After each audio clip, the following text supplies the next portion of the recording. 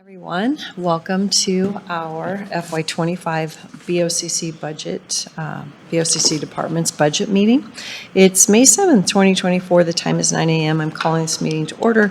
In attendance are Commissioners Matari and Duncan. Commissioner Brooks will be calling in for different departments.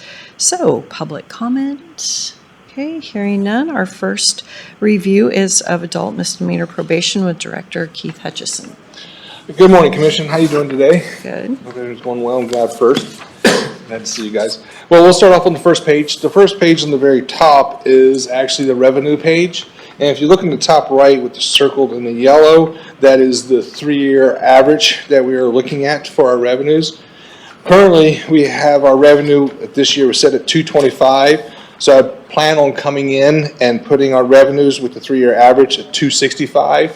Sometimes it's very difficult, well, it is very difficult to predict because when we get our payments from the state, they're 4 to 5 months out. So it takes a while to, to get all the information in there. So I went off the common things with Brandy when she says go off a 3-year average. So that's why I was going off to $265, which is a $40,000 increase in revenue. Next page is what you guys requested. What we're asking for, basically, we don't know what A budget covers right now. We asked for one grade to be looked at, our supervisor in the office. We haven't got that information back yet from HR, but that was submitted in the timely fashion that they requested. Any questions on A budget? Any questions? I mean, we're just gonna wait until you get the information, right? Right, and our request when I looked at it and everything else is still going to be well under that $40,000 that we're coming in with the higher revenue. So I feel like it's going to be good in that aspect of it. And is the revenue, it's not driven by your client count, is it? It's driven by the client that can pay. Yeah. It's what it's driven by. We just don't know. We do everything we can to collect. We try to be able to move people to unsupervised when they're doing well after about a year. And that financially helps them because then they're not on an additional year, but they're on unsupervised. So if something happens again, they'll come back to us. But the nice part about that is they go on unsupervised, they have to pay their bill. Yeah. What was the driver in 2023 on your revenue, do you think? We had a little bit more POs on board.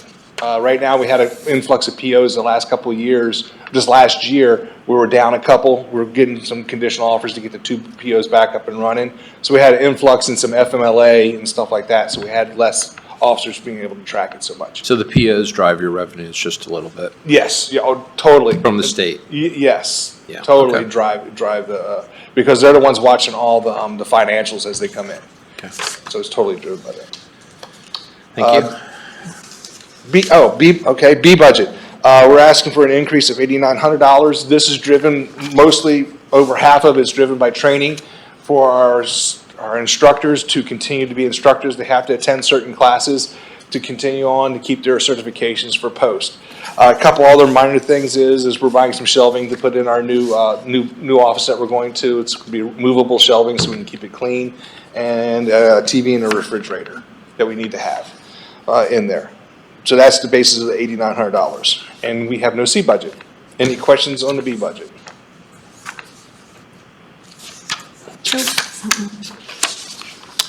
No? Thank you. Did I beat Repro? That's it. That's all I have. Okay. Thank you. All right, solid waste.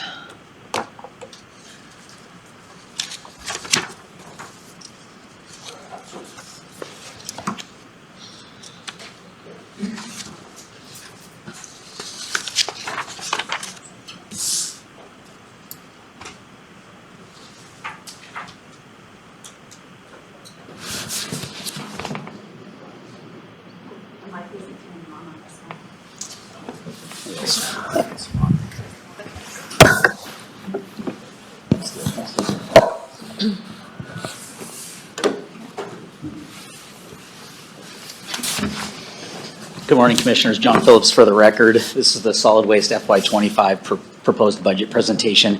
Angela Bergeson Our business and finance manager has worked very hard to put this together for you, and we'll be talking you through the proposed budget. I also have Doug Goodwin, our operations manager, with us today in case you have any questions about equipment purchases or replacements. With that, I will turn this presentation over to Angela Bergeson. Good morning, Commissioners.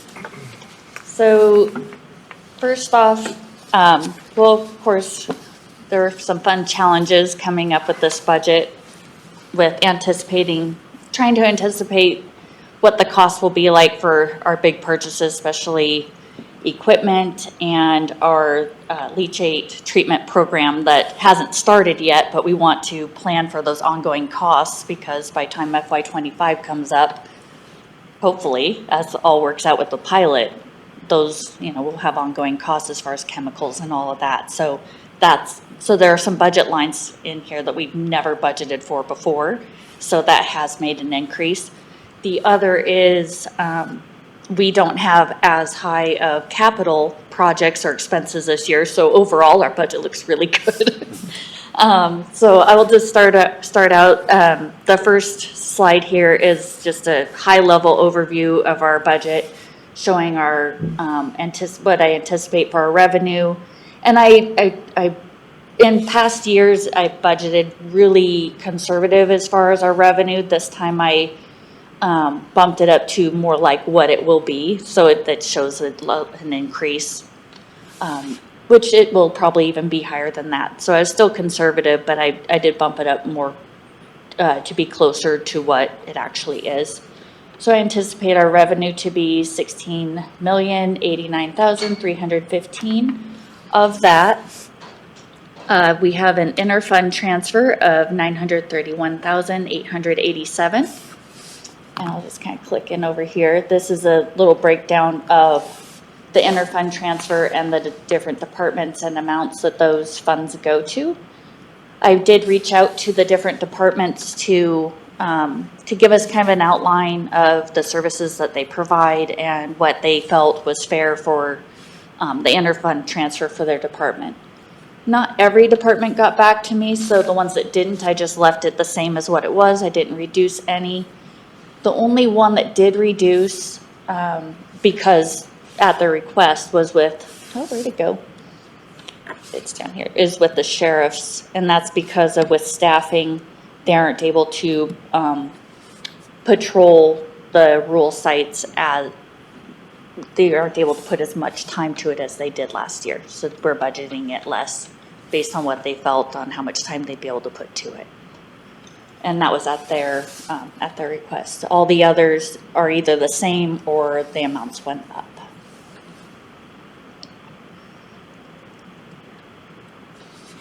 And then the next one, personnel.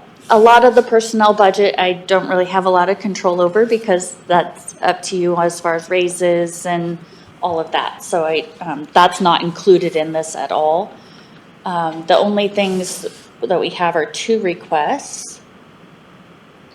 And I know it says a change of 500, and that's, I'll show you. There are 2 requests. Here's our overall, as far as the parts that I have that I budget for is the overtime. And the request is to bump up the rural overtime from what we had last year of 2,000, or this year of 2,000. For FY25, we want to bump that up to 2,500, so really minimal. And that is because we know that we have some projects coming up with rural and we may need the additional funds for overtime. The other, for the A budget, we have 1 personnel request, and it is for another accounts receivable specialist, and it's to, we have 1 accounts receivable specialist. We'd like to add 1 more to help with the workload of all of our AR accounts. The number of charge accounts that we have, and to be able to do audits, as well as to allow a little more cross-training within the office as well, if we can reduce that workload. I have a question with that. Please. Do you have any issues with pay up at this point? With what? With pay up with your AR? Sure. Sometimes, but really the amount that we write off to bad debt each year is under $7,500. Yeah. So we we work those accounts and it's busy and, we're making those phone calls, sending the letters, things like that. So we stay on top of it, but at times it's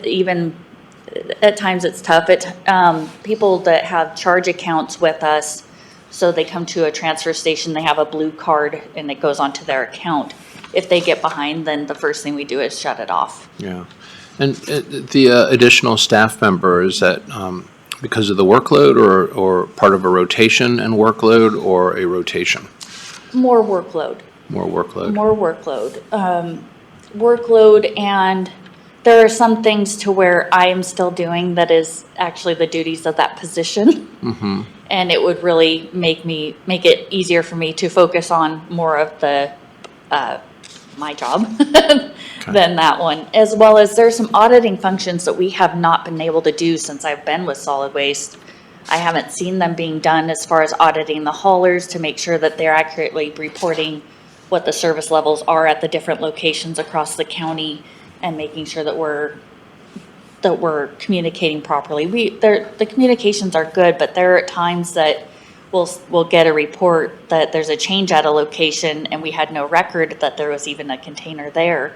So we're missing revenue at that point, but we don't have enough people to be able to go back and really audit things and make sure that we're charging as we should. So this position can take over these duties that you and maybe someone else has. Right. So you can focus on the revenue and Right. your AR, obviously, you're doing a pretty good job with that. Thank you. Well, that and the other two is I would like to show some of them a little bit of what I do as well, to do a little cross training. So that if something should ever, knock on wood, but I mean, it's good to have that within an office where you have some cross training so that if somebody is out, that others can pick up the pieces. Yeah. Okay. Well, thank you. Thank you.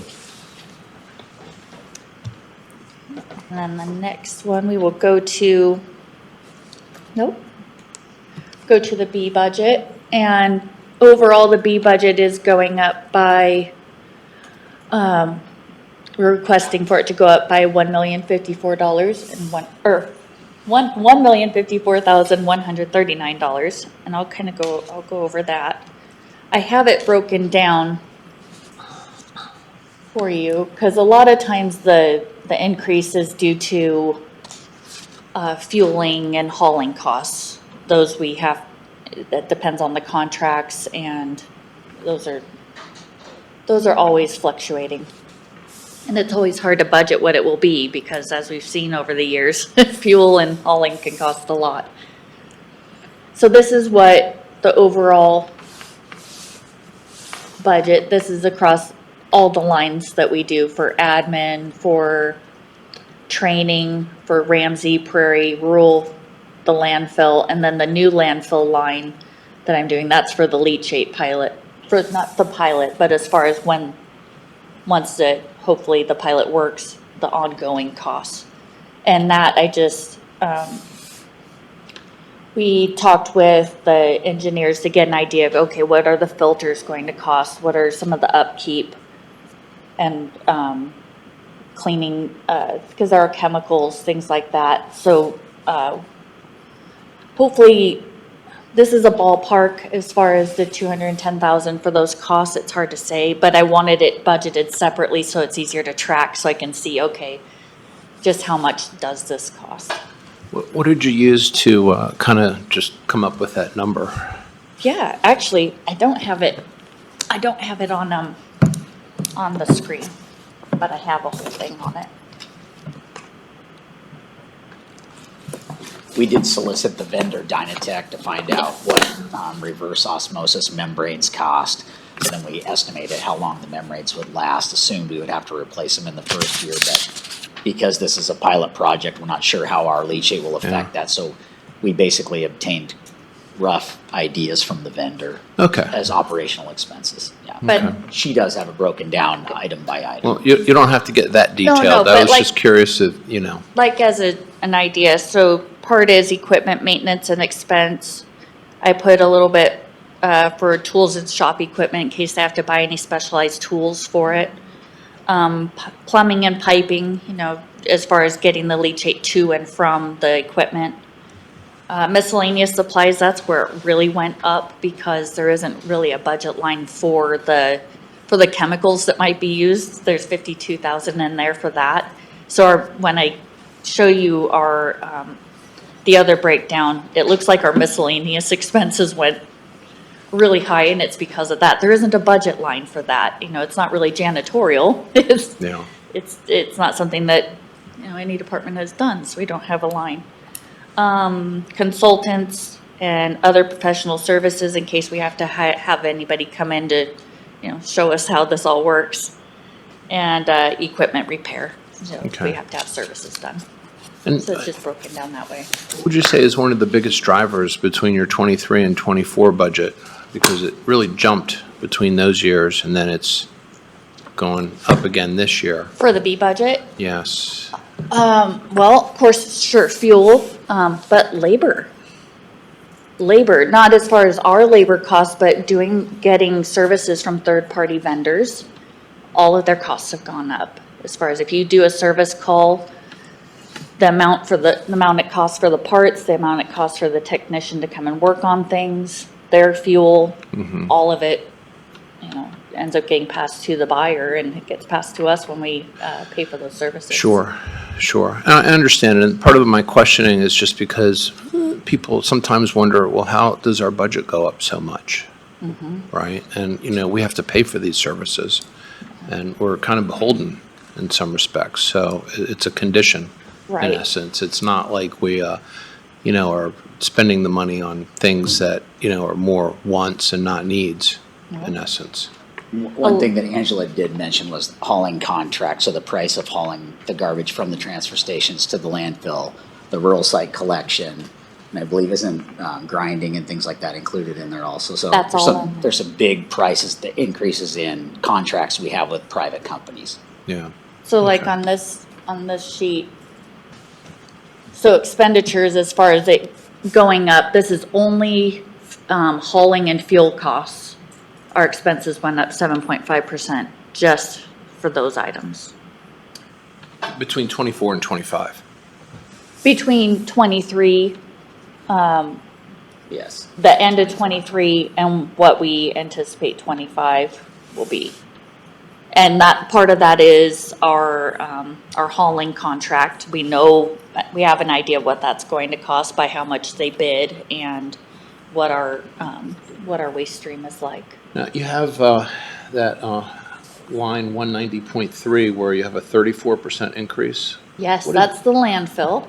And that one, a big part of that is also, so we are doing E3 right now, this year, building E3. But as that gets done, E2 is going to have to come to sort of an interim closure. And there's a big need for the plastic sheeting that we always, that we tend to come to for budget approvals. We're going to need a lot of that. So that's driven by a phase shift, Absolutely, not like a regular. correct. Just It depends basic on the needs operations. and where we're at on things. The other thing for the landfill, because of a shift with where the garbage is being disposed of, there's more of an increase of rock being used to maintain the roads that the trucks drive on, and a lot of times we have to use more rock in order to shift those roads and create new roads because they have to come at it from a different direction depending on the workflow. And I'm So just things like that. And I'm just curious, Yeah. Is this something that you anticipate, or is it something that just you kind of discover as you go? Well, just knowing what projects are coming up and how it's going to shift. It's not the first cell that we've had to Yeah. move like this. Yeah, okay. I mean, I Things think like you guys that. do a fantastic job of just, from a logistical, operational component. I mean, it's a huge operation. The budget is a big undertaking, and it depends, I work with the managers closely to see what the needs are going to be, and then watch what the prices are and what they have been, and get an idea. There's a lot to it. Yeah, so, okay, well, Pardon me for interrupting you like No, that. please. So let's see, the other, so here's, as far as the whole B budget, these are each of the lines and kind of how much they went up. And some of it, even though it looks like a big percentage, it's not that it's a lot of money, it's that we're talking about small amounts like printing supplies, just the cost of printer ink has gone up, things like that. Grounds maintenance, that one 106%, that is a large part, the landfill. That's because of that plastic sheeting and rock. Well, not rock, but plastic sheeting. Rock's in another line. Equipment maintenance supplies, all those equipment parts, the costs keep going up with. And that isn't even, that's equipment replacement parts where we buy the parts and our mechanics maintain the vehicles versus doing a service call. Where you have a service call, where'd it go? So then you have wages and everything else in there. That's where you're going to see. 8503, a big jump there. And that's because it costs a lot more to have people come out, but with specialized equipment and we can't have things go down, we have to keep those, that equipment running. So equipment tends to be a lot. The other is, thankfully now we are at full staffing, which has been great this past year. I know for quite a long time we had a tough time getting staff in, but it's maintaining. Occasionally we're down one here or there with somebody leaving, but then it's filled quite quickly.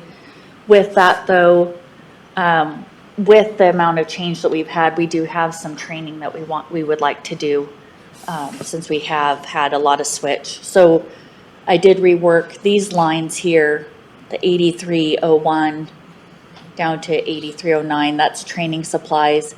And overall it went up a little over $3,000, but I kind of reworked it where some of the seminar prices went down, but I did have to go up like lodging to be able to get people to trainings. So, and if for some reason, you know, with the, with how business is, if we can't send them, then we won't use it, of course, but if we can, we would like to try and get some of our people trained up on things, to some of the trainings that we would normally send to. So those are the main things as far as B budget. Any other questions on those? No, thank you. You're welcome. And then C budget for capital line, this one's where it looks really good.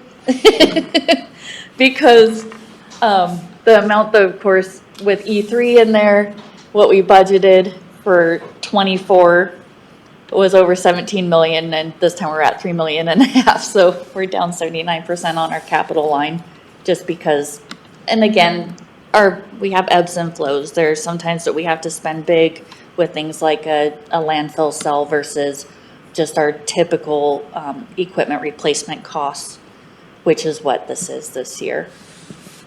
Not a lot of big asks. So this is just a real breakdown, but I'll go to my list because it shows it a little easier. So for video surveillance, that's at the rural sites. We want to do video surveillance at 2 more sites for FY25, so that's what that's for. Transfer trailers, we've been doing 2 each year for quite a while as new, and that makes a big difference as far as keeping our fleet up and maintained, and it's working well. 1 new loader, and that's just, we will be trading in an older one in order to replace that. That one is at Ramsey. Facilities improvements, I always try to keep 100,000 in there, not necessarily for anything specific, but in case something does go out, like as far as we need some big HVAC repair or things like that, to where we have funds to do that. Especially with Ramsey being an aging facility, sometimes things come up that we have to repair. Scale deck replacement, this is budgeting for, we have 4 scales at Ramsey, and each year we're replacing the scale deck, the main part that the cars drive on. They are they are aging. This year, we were replacing the second one, and that's already staged, and it's been a great project. It helps a lot. So this is for a third one. And then next year, for FY26, we'll do another, and then we'll be done with that, because all of them, they last for over 20 years.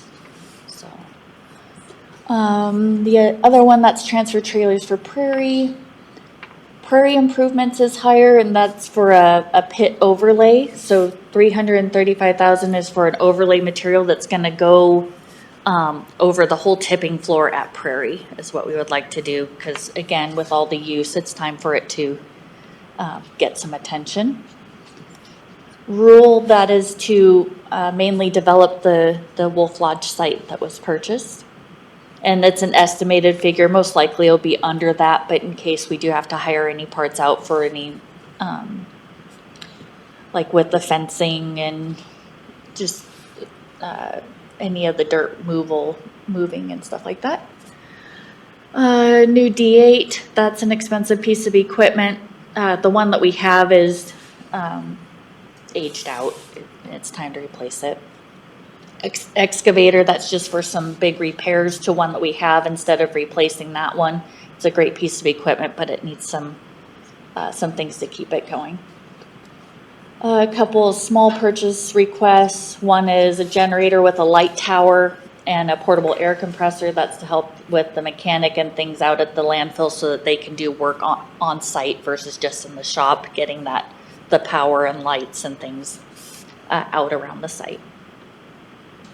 Same with the dump truck, that's for out at the landfill. And then the last is a little, for E3 engineering, from what was budgeted in FY24, we noticed that there's a little bit that will be, that we'll need for FY25 to meet our obligation as far as the contract with the engineers. So pretty basic. What is the difference in the transfer trailers? Why is one 30,000 more? Sure. Ramsey's are 40 foot and Prairie's are 48 foot. So it's just a matter of size. The one other thing, sorry, I'll switch back for a moment to B budget. One other thing we're going to try for FY25, which may help with as far as having to replace trailers as much, is there's this one company that we're looking to have come out, and what they do is it's a trailer squeeze. And they will come and they kind of squeeze the trailer back to shape. It's pretty neat. But when they come out, they do so many at a time. So you have to budget a big amount because they're not going to just come out and do one or two. I think it's 10 at a time. So that's one other part in the B budget. So if that works out well, then that helps keeping the shape of those trailers with all the weight that they haul every day. How much longer will that extend the life of the trailer? Boy. Estimated. Well, right now, the trailers, we have them for, some of them are pretty aging. A good 7-8 years each one.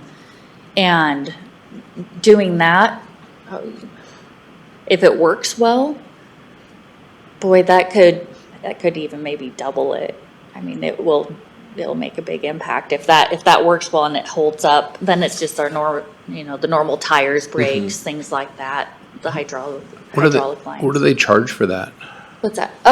Hey Doug, could you speak to the trailer issue? Yes. So he knows a lot about Yeah, vehicles. just say that one. The trailers industry standard used to be about 7 years, 5 to 7 years on the trailer. With our maintenance program, we have trailers that are 20 years old. But what does happen is they start getting bulged out on the sides, and years ago we did actually, DOT kind of stopped all of our trailers for a couple days because they were over width. So if we can have them come in and squeeze these trailers, they should last us another 5 to 10 years. So. Interesting. Now, what do they charge for something like that? Just out of curiosity, just ballpark. There was a minimum, we had to have like at least 10 trailers, or they wouldn't, the machine's down in Boise, so to bring it up here, they said, we want either 10 or 20, and I don't remember, I think it was like, I want to say 2,500 a trailer. Oh, that's real cheap compared to what they cost. Yeah. Yeah, and then we also, so Doug, can you talk about the walking floor replacement and how long they last Yeah. and that kind of stuff? Right. There's a So- lot more to these trailers than it it sounds like. Yeah, and so the walking floor trailers, they're aluminum, the trailer, or the floors are. Those, the manufacturer we've used for 30 years builds a really good product, but those are designed where the end of the back of the trailer wears out first. So, but they are designed where you can flip those boards around in there and get another 5-10 years out of them or whatever. So the other thing that we've done with our equipment replacement over the years too is kind of building the fleet up. I mean, I remember when I started way back when we had 4 trailers. I think we're close to 50 trailers right now between both of the sites, and that's keeps us our head above water sometimes when we get really busy. And Okay. And the 3.5 million, because last year was an unusual year for your C budget. Would you consider this to be a pretty normal C budget year, just for normal rotating and replacing your Yes, capital? definitely. So like, well, let's see, even then, like 23, the actual was just under 1.5, but some of that is because things didn't come in, so it got pushed into FY24. But 3 is right about, 3.5 is common. So in that equipment replacement plan, which is a document we have that looks out over, I'm just gonna ballpark, over 15-year period, we can, try to move pieces of equipment for replacement around to try to fit the budget so that it's levels it out a little bit better. Yeah. One question you may have also about, there's a dozer listed as over a $1 million ticket item, and it says new or rebuild.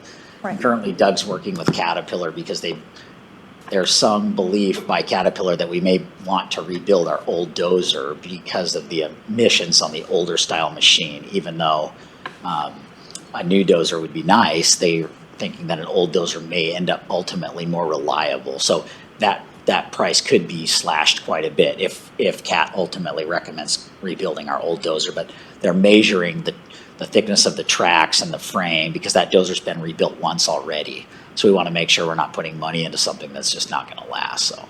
Yeah. Okay. Good job. Thanks. Thank you. Any other questions? Nope. Okay. Is it okay to submit this budget as it's been presented? All right, thank you. Yep. All right, we have airport at 9:30, but, I'm sorry, 9:45, but we've got Parks and Waterways. So, Nick, did you want to jump in here?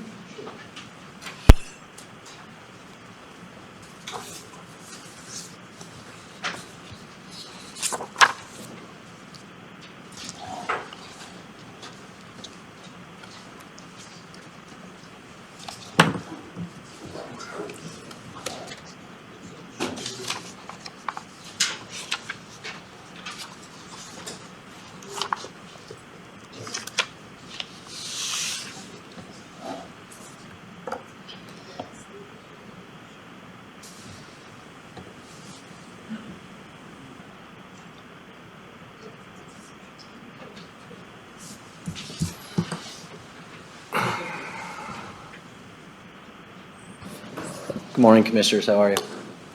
Good. Thank you. Well, Commissioners, I'm not quite sure which format the Commissioners have looked at in terms of our budget submission. There was this document, might look familiar, was submitted to your staff, and then, of course, our Logos type package that we submitted to the auditor's office. And then this might look familiar. I covered this with some of you. It's just a quick snapshot. So with that said, I'm going to work from this document and we can bounce back and forth. Again, I'm not sure which ones you reviewed. Overall, Parks and Waterways, Snow Groomer Department, and Noxious Weeds combined, Commissioners, we have a couple changes in A, some increase in B, and one capital purchase. At the end of the day, our budget doesn't differ too much from last year.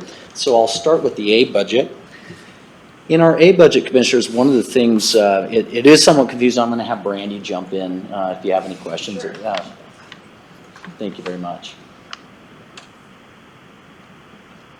Did you want me to walk them through it? Yeah, why don't we cover, I think that'll be helpful. Why don't we cover those changes in Yeah. the A budget? So I'm just gonna go kind of down the list. So the Parks and Waterways Noxious Weeds Operations Manager is going from 50% funded in noxious weeds to 60% funded in noxious weeds. And we're removing the 10% funding from the snowmobile fund into the noxious weeds fund. And that's because the snowmobile fund has lost half its revenue after the commissioners repealed the grooming revenues. So we're moving now that ongoing salary funding to noxious weeds, which is tax supported for that position. And then for the park ranger positions, they are going from 50-50 between parks and vessel to 65% in parks, 35% in vessel. Does that make sense? So we're shifting a portion of funding on the park rangers from the vessel fund to the parks fund. Thank you, Brandy. And so commissioners, that's predicated, that swap, which overall is not an increase, it's just moving those salaries around.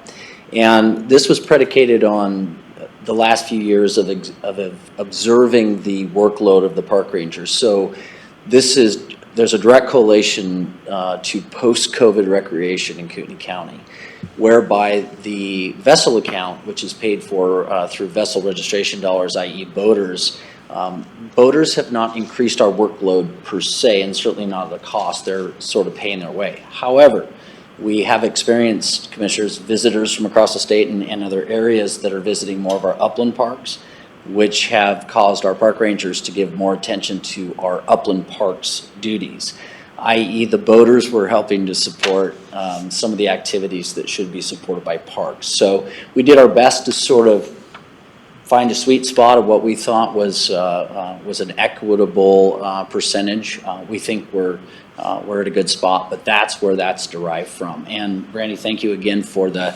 explanation on the noxious weed to snow groomer. There's a little bit difference in that we noted that the operations manager is spending more time in noxious weeds than snow groomer.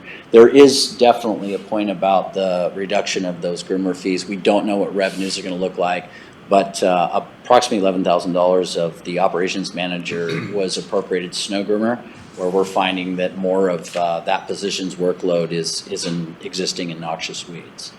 So again, we are moving some money around, but it doesn't necessarily increase the overall budget. We're just reappropriating those salaries. But there is an A budget increase request, however, before the board in the amount of $2,700, and that is for an increase for merit bonus. Not sure what to call it anymore. Sometimes I get confused on that merit award. But that said, there's a $300 increase for 9 employees before you. Typically, we hand that out for exceptional performance. It's not a gimme, but if each employee performs exceptionally well, we typically ask the Board of County Commissioners to distribute those funds just before Christmas. And again, it is predicated on performance. It's not a gimme. So that's the total A budget change. Again, a little bit of a clamshell move the money, and then a direct increase request for those bonuses is before you. Nick, I also think that you're gonna move your overtime in snowmobile from Yes. the county to the state. That's not an increase, it's just, again, moving the overtime to where the revenue will be coming in. Yeah, thank you for bringing that. Again, that county account no longer exists, so that's why it's appropriate. But again, just moving these funds, not necessarily increasing them. So that is our overall A budget. Our B budget increase is in the amount of $72,000 across all of our accounts you might see before you. And most of that, again, comes from that reduction or moving of funding from salaries into B budget. As an example, the $51,000 that we are reducing in A budget or in vessel, we would like to reappropriate that funding into our 8501, which essentially is our catch-all account for maintenance and repair of all of our docks and gangways and all those things that exist in the marine infrastructure and those things that we have to repair and maintain. So that is an increase. However, that is coming directly from boater money. It is not general fund dollars in that B budget increase. So it would come directly from vessel account. That's the big ticket item in terms of our B budget overall, and then also in our boat launch. Commissioners, you might recall that we have been saving boat launch user fee funds to pay for larger projects. We're now at a point now that we think it's appropriate to then appropriate more of those savings to operations to benefit the boaters. Again, boat launch user fee dollars, these are not general fund dollars. As an example, we put those monies away to pay for grant match and other things. On average, we bring in about $185,000 to $190,000 a year in boat launch, but we've only been expending approximately $50-some thousand a year. So we would like to take some of that money and start adding it back into B budget to benefit boaters, to improve their experience in their facilities. So that's where most of that derives from. We have one capital purchase, and that is a replacement vehicle, Commissioners. It's split in 3 accounts. We're going to split it between noxious weeds and parks and our vessel account. So that would serve all 3 of those departments essentially. It's the operations manager's vehicle. We will then take that the vehicle that the operations manager is driving right now, and we will trickle that down to building and grounds. I've spoke with Greg Manley. He would appreciate having that vehicle. So it's in good enough condition. I think it'll be a benefit to them and save general fund dollars for the board in replacing that vehicle. So those are the highlights of our budget. So at the end of the day, we have a $2,700 increase in A budget. We have a $72,000 increase in B budget, 50-some thousand of that coming from vessel, 10,000 coming from boat launch, so you can see it's somewhat nominal. And then we have an overall C budget decrease of approximately $5,000. And that's where we're at. Questions? No questions. All right. Thank you. Thank you. Thank you, Brenda. All right, Bill, we just finished with Parks and Waterways, and now Airport is up. Okay.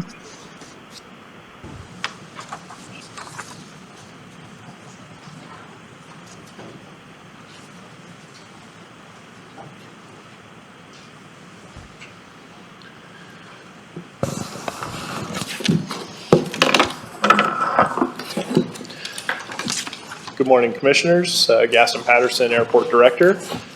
Between myself and Kim Stevenson here, we're going to present the budget for FY25. Great. Good morning, Commissioners. Kim Stevenson. I'd like to start with our revenue budget, if that's acceptable. So just some highlights on that. We've got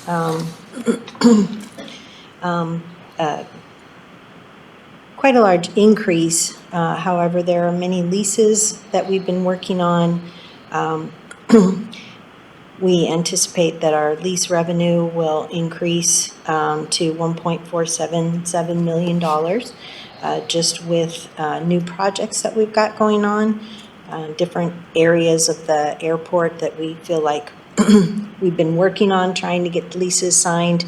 We expect to get those signed this fiscal year so that we can start collecting those revenues by the beginning of the next fiscal year. I've also increased fuel flowage. We took last year's figures. We do have some fee increases that we are working with our Airport Advisory Board on. We anticipate we'll be bringing to you later this month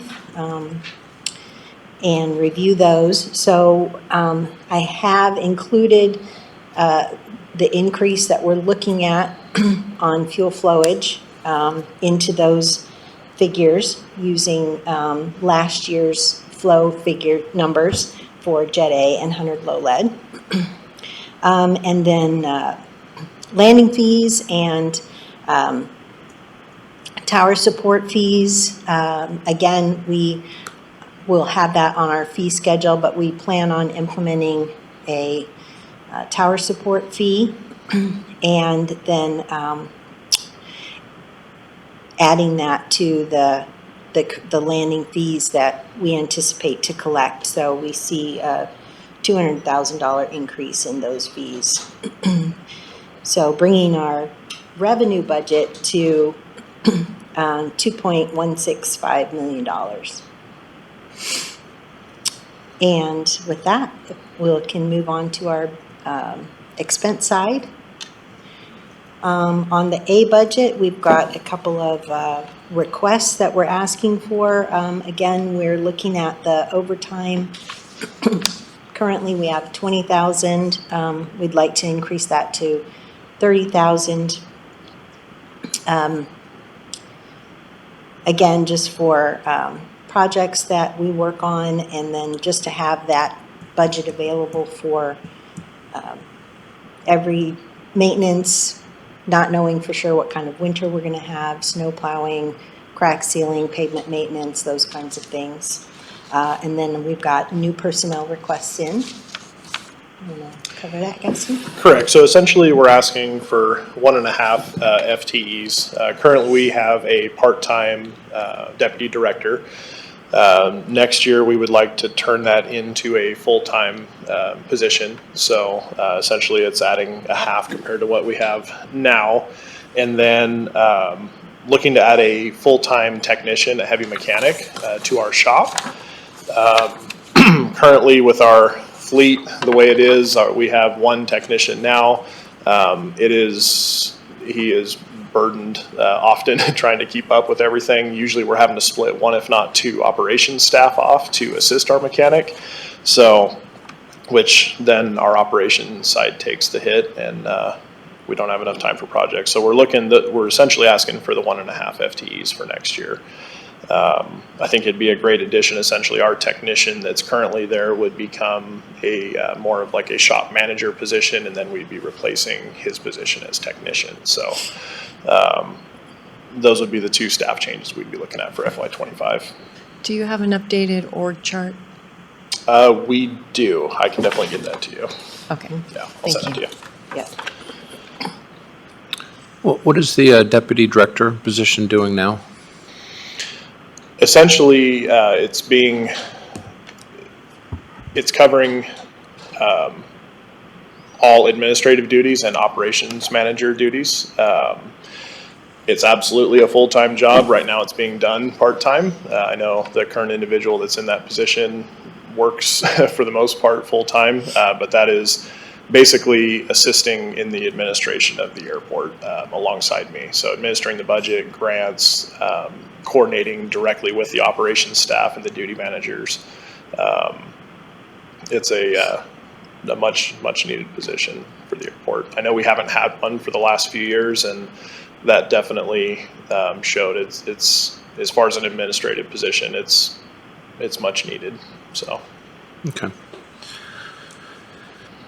And your revenues will more than offset your asks. Yes. With your A budget, so. And with our revenues too, something to keep in mind, we feel that these are ultra conservative numbers. We essentially are using last year's known revenues as far as fuel flowage and fees and everything to calculate the next year's revenue. So we're just now getting into our busy season this year, which we plan to exceed what we proposed last year. So that's a safe place. I like to be there. That way we can guarantee that we're going to be on the right side. But yeah, we're definitely looking good. I'm very comfortable with it. Okay. And in regards to our B budget, the major change is the staffing service budget for the air traffic control tower, which we have amended the budget for this year. So we have put the same dollar amount in for next year, keeping in mind that the Forest Service is helping pay for that. And so if the fire season alters in any way beyond the 3 months that they typically pay for, that cost could go down potentially. I was gonna say, once again, a very conservative number, plan for the worst, but typically they would definitely cover more than that. What's your coverage expected with that? At least the 3 months. So out of the 6 months of the operational period, they have guaranteed at least 3 months. If fire season extends beyond 3 months, which typically it does. Last year was kind of a freak event where we just had a couple small fire events and then they were out of here. They only did the 3 months, but typically they would cover 4 to 5 months of that service for us. Okay. But that's like Monday through Sunday, 8 to 10 It's p.m. seven days a week. Yep. Yeah. 7 days a week, 8 to 6. Okay. 8 to 6. 8 to 6. Yep. Okay. And then in terms of our capital requests, we have some gate upgrades, a little over 180,000. Those are very much needed. We've got antiquated equipment. We've got the communications part of that is antiquated as well. So this would be a huge benefit to that. A lot of our gates are starting to not meet the safety requirements for public access gates versus utility gates. There's different requirements for safety loops and safety features on the gates. So they're slowly being upgraded. They're kind of grandfathered in as long as everything's working, but as soon as a access point goes down for any reason, no contractor can touch those gates unless they're brought up to standard. So we kind of are bringing us into compliance as we replace some of these.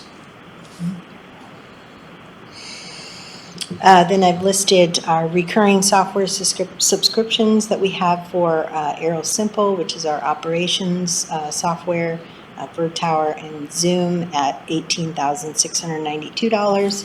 And then laptops and radios at $12,239. We currently do not have any C-budget requests.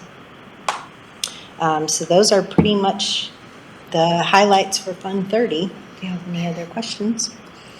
Bill, any questions? No, it sounds to me like the airport's being run very competently by Gaston and his able staff. So no, I have no questions whatsoever. Thank you. Bruce? Just on the that cover sheet that we got, I noticed the numbers are the exact same for B and A. Was that supposed to be that way? B and A. So I've got revenue and expenses being this. I kind of adjusted it a little bit because we are revenue-based, fee-based. Yeah. So we've got a balanced budget that we're presenting to you between revenues and expenses. Okay. I'm just looking at it. It's got the same change, but for the B budget expenses, the total revenues. Right, revenues and then expenses, so it's a balanced budget, so they just Got it. are spending all of their revenues. You're spending all your revenue increase. Okay. Yeah. Correct. Sounds good. Okay. All right. I can't remember if we cover the sewer budget or not. I included it in case you wanted to cover Fund 301. We can talk about that for just a minute. Did the estimated cost increase, that's based on loosely the new budget that Harbs is looking at? Correct. Okay. Okay. So we'll get updated numbers as that gets more solidified here in the next month or two. Yes. Yeah, definitely. So, yeah, so I've calculated in our additional, the fee collection for additional sewer connections that have come on this year and some that we're anticipating next year.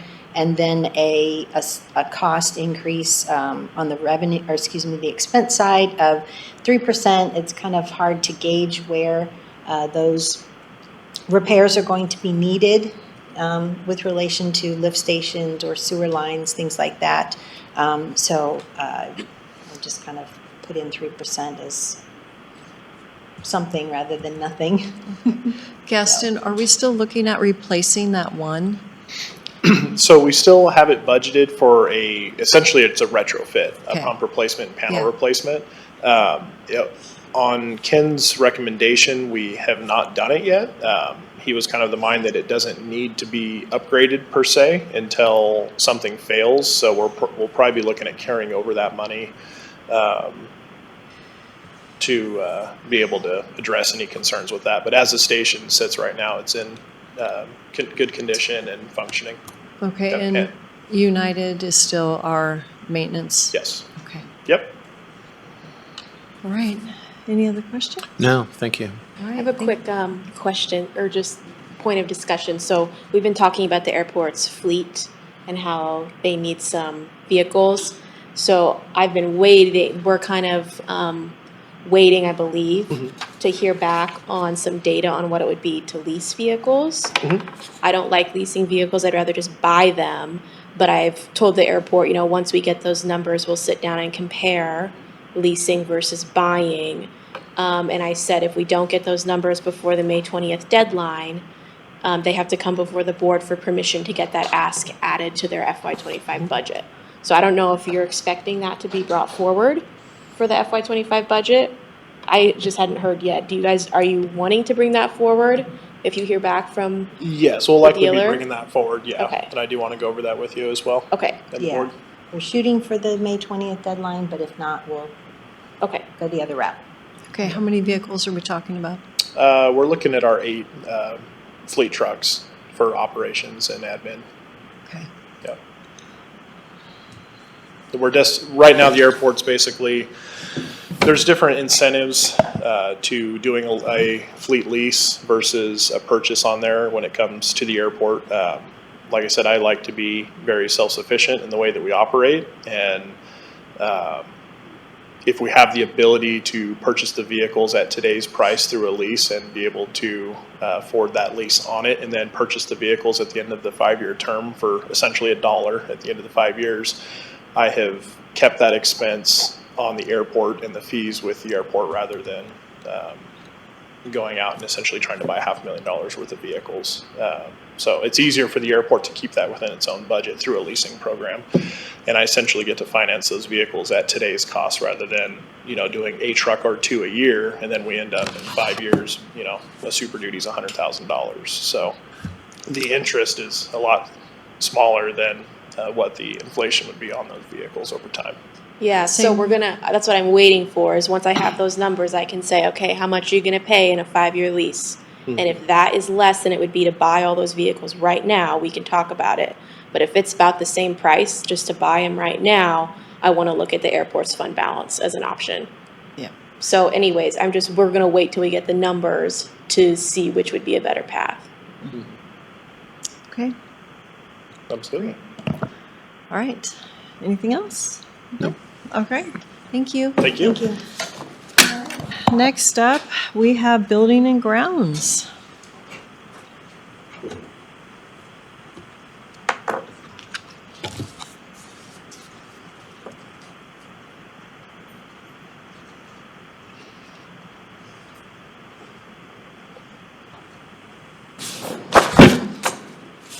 We'll look at Gary's budget first. Okay,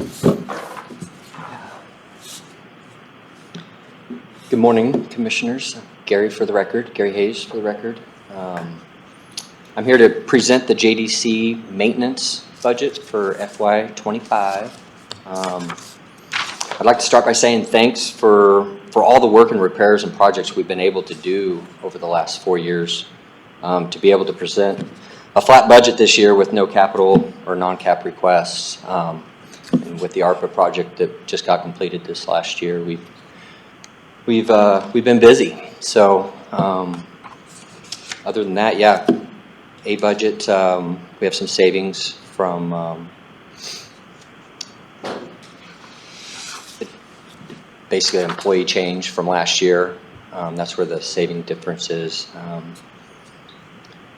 But yeah, nothing real different. Flat. I know we do have an opportunity to offset one of our most major repair replace costs with all of our locks that we do have there at Juvenile Detention. Current price for one of the new locks is about $3,000.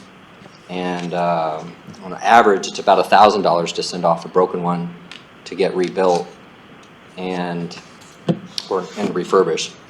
When I first started, Tom with the jail recommended a training course for us that his guys taken part in, and never gained any traction. But after years of seeing the cost, we're at about $30,000 for 3 years. So looking into this training, and it's with our correctional facility lock provider that provides this. With this training, we'll have the ability to repair in-house and hopefully cut that number in half. So we've gathered everything. I submitted an email to you guys, kind of the info in the packet on that.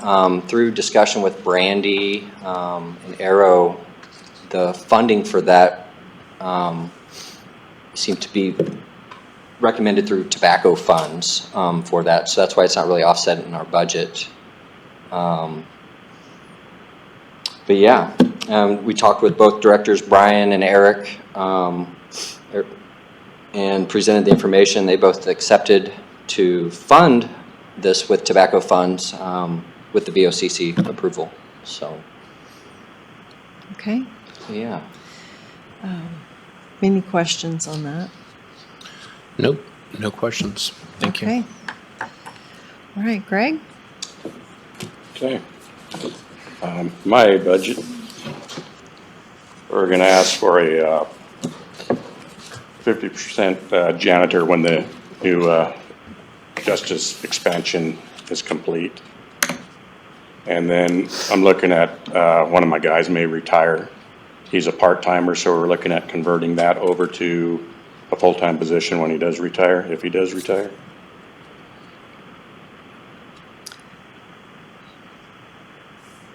So the 77,000 is the total. It's not just the increase. That's the total, yes. Okay. And I'm pretty sure we're gonna need a janitor for that new building because it's a lot of square footage too. Are our in-house janitors doing the Justice Center and the courthouse right now? Yes. Okay, so they're doing all of admin? We're doing all 5 buildings right now. Okay, and there's 4 people? There's 4 people right now. Okay. So four positions today doing all of admin, and we're gonna add 1 starting half year Yeah, next half year. once the building opens, yes. Okay.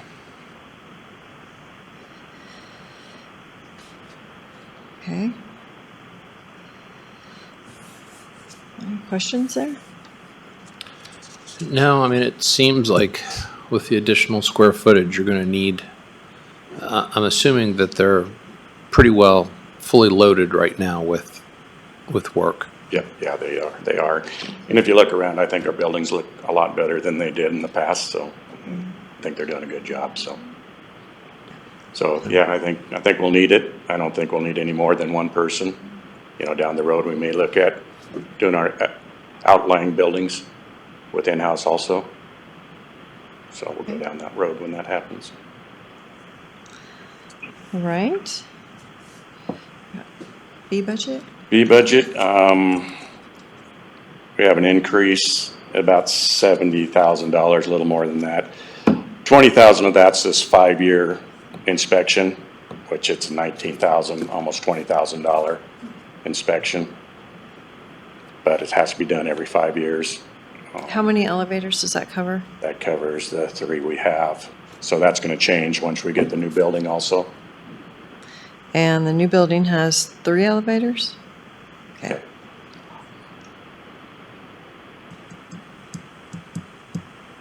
Okay.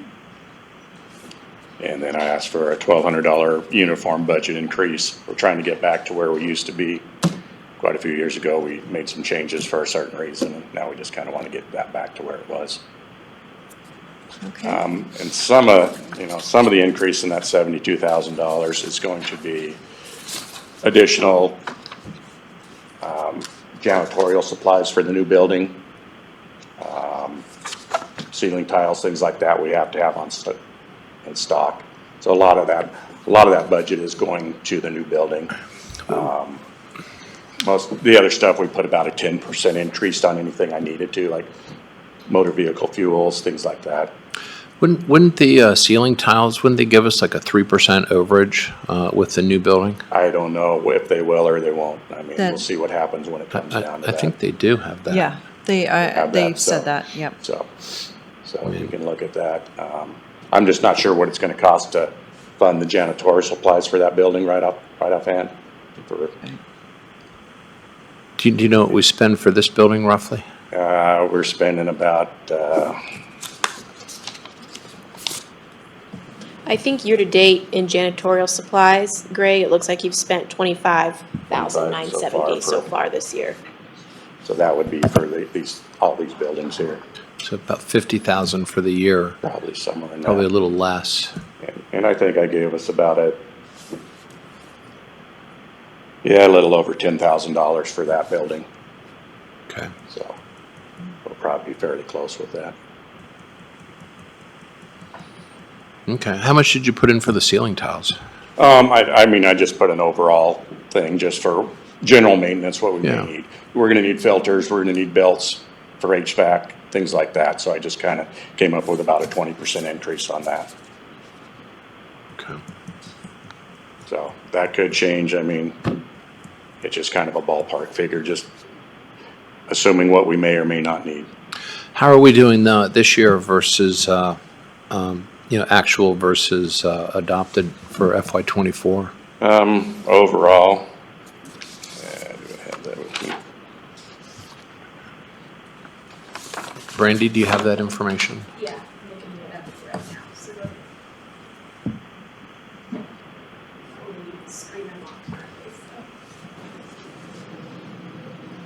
all right.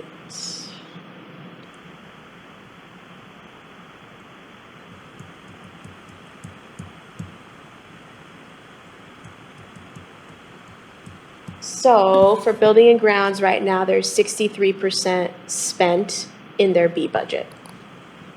So adopted, their budget is 292,000, and so far they've spent 183,000.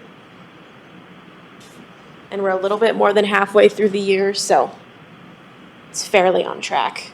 Okay. And then if we end up, if the state takes over the public defender's office, we'll save another $15,000 on janitorial. So that was one of my questions. So right now Greg has budgeted for, where was that at?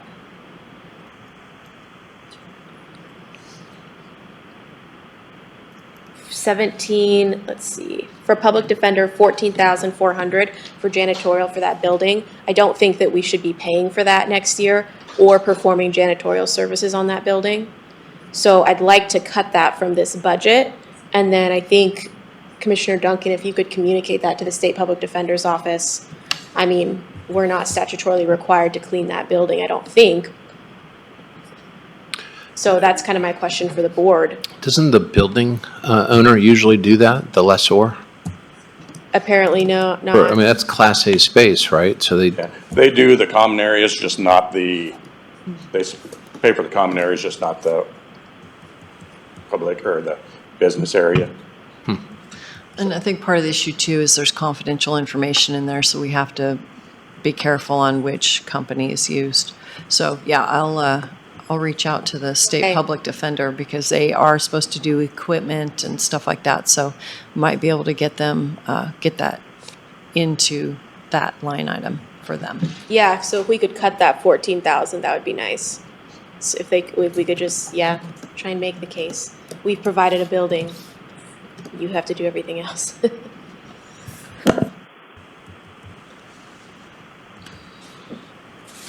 Right. Now C. C, I'm looking for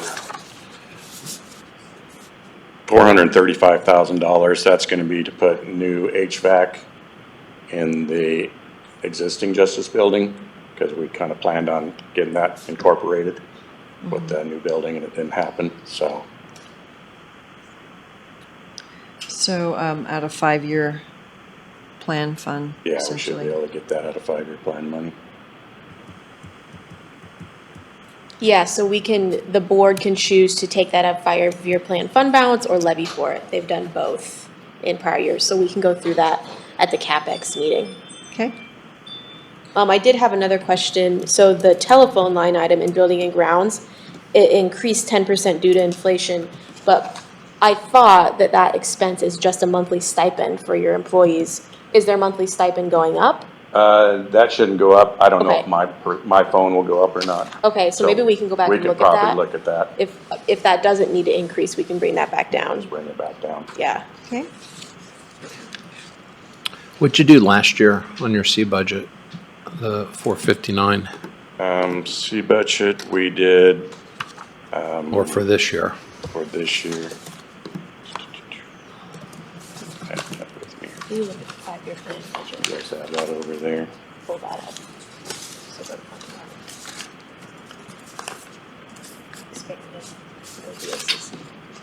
All the way down. Have most of the projects been done? Was it anything at Juvenile Justice Center?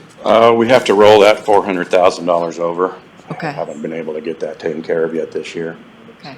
So that's part of that part of that. 459. Yeah. So the five-year plan, which is Greg's C budget, for 2024, we adopted 506,000 there. So 400 was the, Yeah, for the new cooling tower over there. okay. And then all the other projects we have should come out of that this year. I think we've appropriated some more mid-year as well, but was that what you were looking for, Commissioner Matari? Well, you have 505,000, you said? Is that amended or adopted? Adopted, so 2024 adopted was so this current year was 506,000. Is that what you were? I'm looking at 459. Yeah, it's just in the summary sheet, it was the budget, not the amended or adopted. So which one is in our summary sheet? I don't think we've looked at that summary sheet, so I don't know, but I'm just looking very quickly at New World, so Yeah. I can go back. If Greg, if you want to send that sheet to us, we can take a look at it.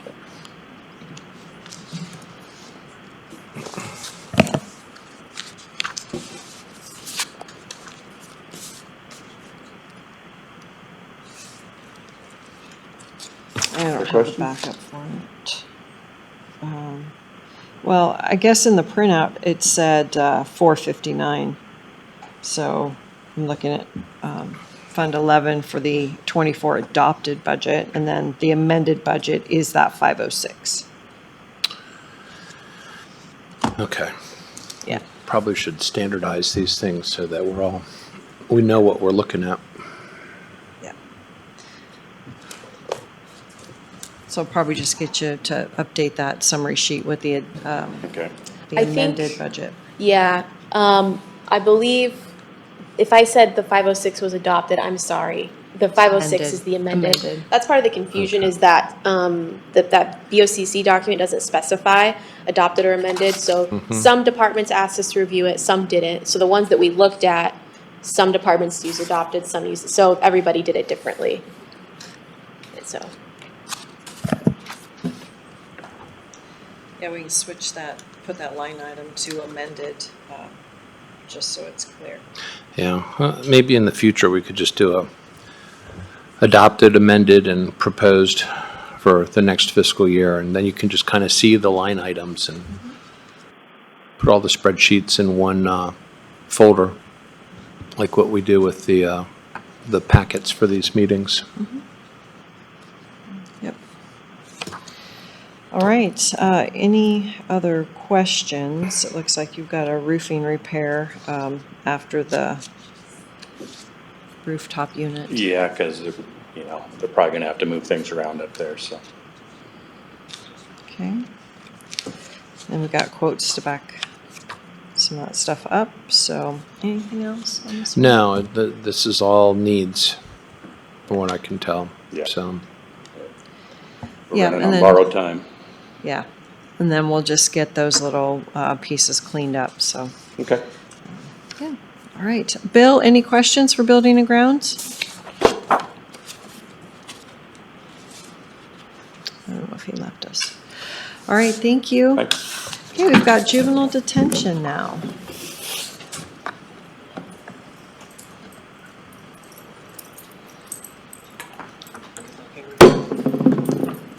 Hello.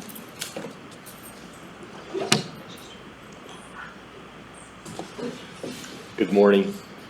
Oh, after this one, yes, we will take a short break right after this one.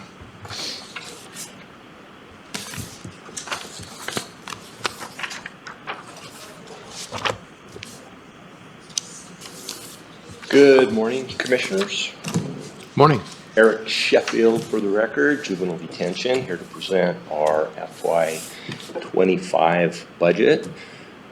I'll start with the A budget. And last year for FY24, we had a couple of positions that were funded at 50%. This year, we froze a position, so part of FY25 on will be minus that one position. So basically, if we took a snapshot at that, we're at about a $15,000 savings on that overall at this point. For the B budget, we're coming in, we scrutinized our budget, we looked at 5-year averages and scrutinized each line item as we went along, and we're saving 3% on that end of things. That's also including the fact that we have a triennial federal PREA audit that we're budgeting for. The best cost estimate that we could get on that at this time is $6,500. And then we're also recertifying our staff in first aid and CPR. So including those expenses that don't occur every year, we're still able to save a little bit of money on that end of things. Part of that is a reduced census. So there's overall less spending for resident needs, housing needs, etc. Utilities is probably the lion's share of our B budget, at about $60,000 a year. But we're seeing some significant savings with our upgrade in our HVAC units through the ARPA funds. We were able to replace, I think, 11 units with higher efficiency units. Some of those were pushing 15 plus years old. So we're seeing some savings there. So that's really worked out in our favor. So we were able to, cut back on anticipated costs there.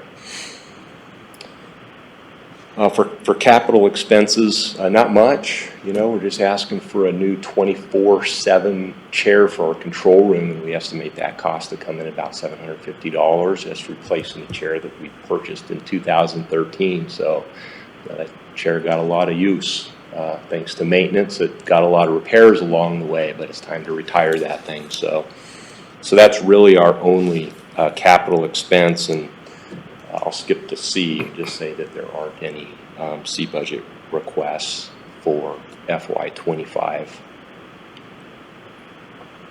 Revenues. Revenues, we're expecting a downward trend in revenues, primarily because other counties aren't utilizing detention at the same rate, sort of proportionately. Their usage is down. Our clinician program is still funded at $100,000, so that pays about 90% of that position. National School Lunch and Breakfast Program still going strong. That fully pays for breakfast and lunch, and whatever's extra goes towards payroll. So it offsets payroll, not by much anymore, maybe a couple $1,000s a year. So that's really it on the A, B, and C budget. Revenues, if you have any questions, happy to respond to those. Okay. Bill, any questions for juvenile detention? I do not. Okay. I have no questions. All right, Bruce? No questions. It's nice to see negative numbers. Sure. Yeah. Thank you. Thank Yes. you. All right, guys. All right. All right, we'll go ahead and take a 10-minute break and come back at 10:30, and that will be our juvenile probation.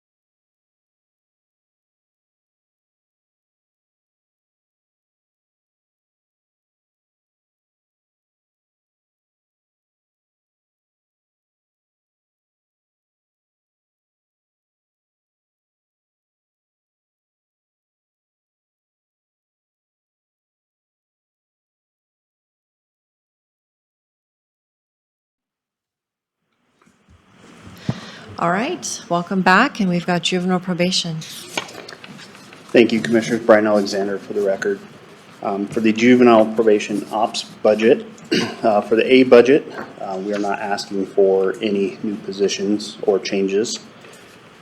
For the B budget, no changes as well. That will stay flat at $11,966, and no C budget requests for this fiscal year.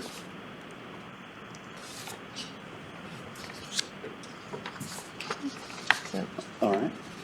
Move on to tobacco. Yeah. Yeah, So- sure, go ahead. Okay. You're running the show, you just All tell right, us just where we're want to going. make And sure. Tobacco, again, A budget, not asking for any requests or changes in personnel. B budget will actually show a 37% decrease because we did have a one-time capital expense this year for our CMS upgrade. So that will be a $24,000 decrease out of our B budget. And again, C budget, no capital requests for this fiscal year. Lottery budget, no A budget attached to that. For our B budget, we are going to see a 12% increase, which is $4,088. And this is due to our First Tee program, which is our golf program we were able to get put together with the First Tee of Idaho. And this requires that we do send at least 2 of our instructors down to Boise once a year to maintain certified through their program so we can receive the benefits of the free golf clubs and training that they offer through that program for our juveniles in our community. Okay. Also an increase for our mentor in mileage, with the mileage increase going up. And then, of course, the other major expense is diamond parking for our parking garage. They were not able to confirm, but did let me know they are going to the city to ask for a $5 per pass increase. So budgeting, if that were to happen, that is part of the increase. I'm hoping the city denies that, but just prepping for that. And again, no fiscal C budget capital requests out of lottery. And then for the GACA budget is all A personnel, so no changes to that. Okay. On your 2 budget worksheets, it does show an increase on both the ops personnel and the tobacco personnel. Do we know why? So any personnel increases you're seeing is just people who have gotten the COLA and the STEP. So Gotcha, everybody's gotcha. A budget is going to be higher. Correct. Pretty much.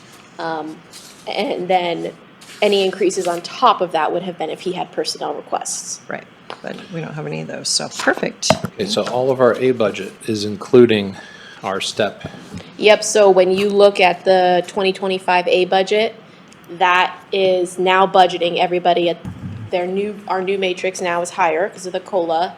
And then most people in the county have gone up a step or are going to at some point this year. So, but that doesn't count a step or COLA that we're going to talk about during budget season. Correct. So that So would that's even your go up baseline. more. So your FY25 A budget is your baseline where we're starting out as a county, and I'll present that county-wide. And then if you approve a COLA or steps or whatever, that just builds on top of that. So then everything you approve becomes your new base next year. Does that make sense? Mm-hmm. Okay. Bill, any questions for juvenile probation? No questions. Okay. Bruce, anything? No, thank you. All right, thanks so much. All right, we will go ahead and move to transit then. And do we know if Tom is going to come in early? Because we can just, okay. I just didn't know that they've all been asked to come a few minutes early just in case we're running ahead of schedule. So I think that Tom and Repro, so veterans and Repro would be the only other ones after this. So we may take a recess and then come back if they're not here. So, all right, go right ahead, transit. Thank you, Commissioners. Chad Engel with the Transit Department for the record. So for our A budget, we're going to have a reduction of $71,708. And that is all the personnel being moved to FTA funding.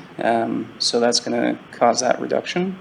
The B budget, we're looking at a $181,648 reduction as well there.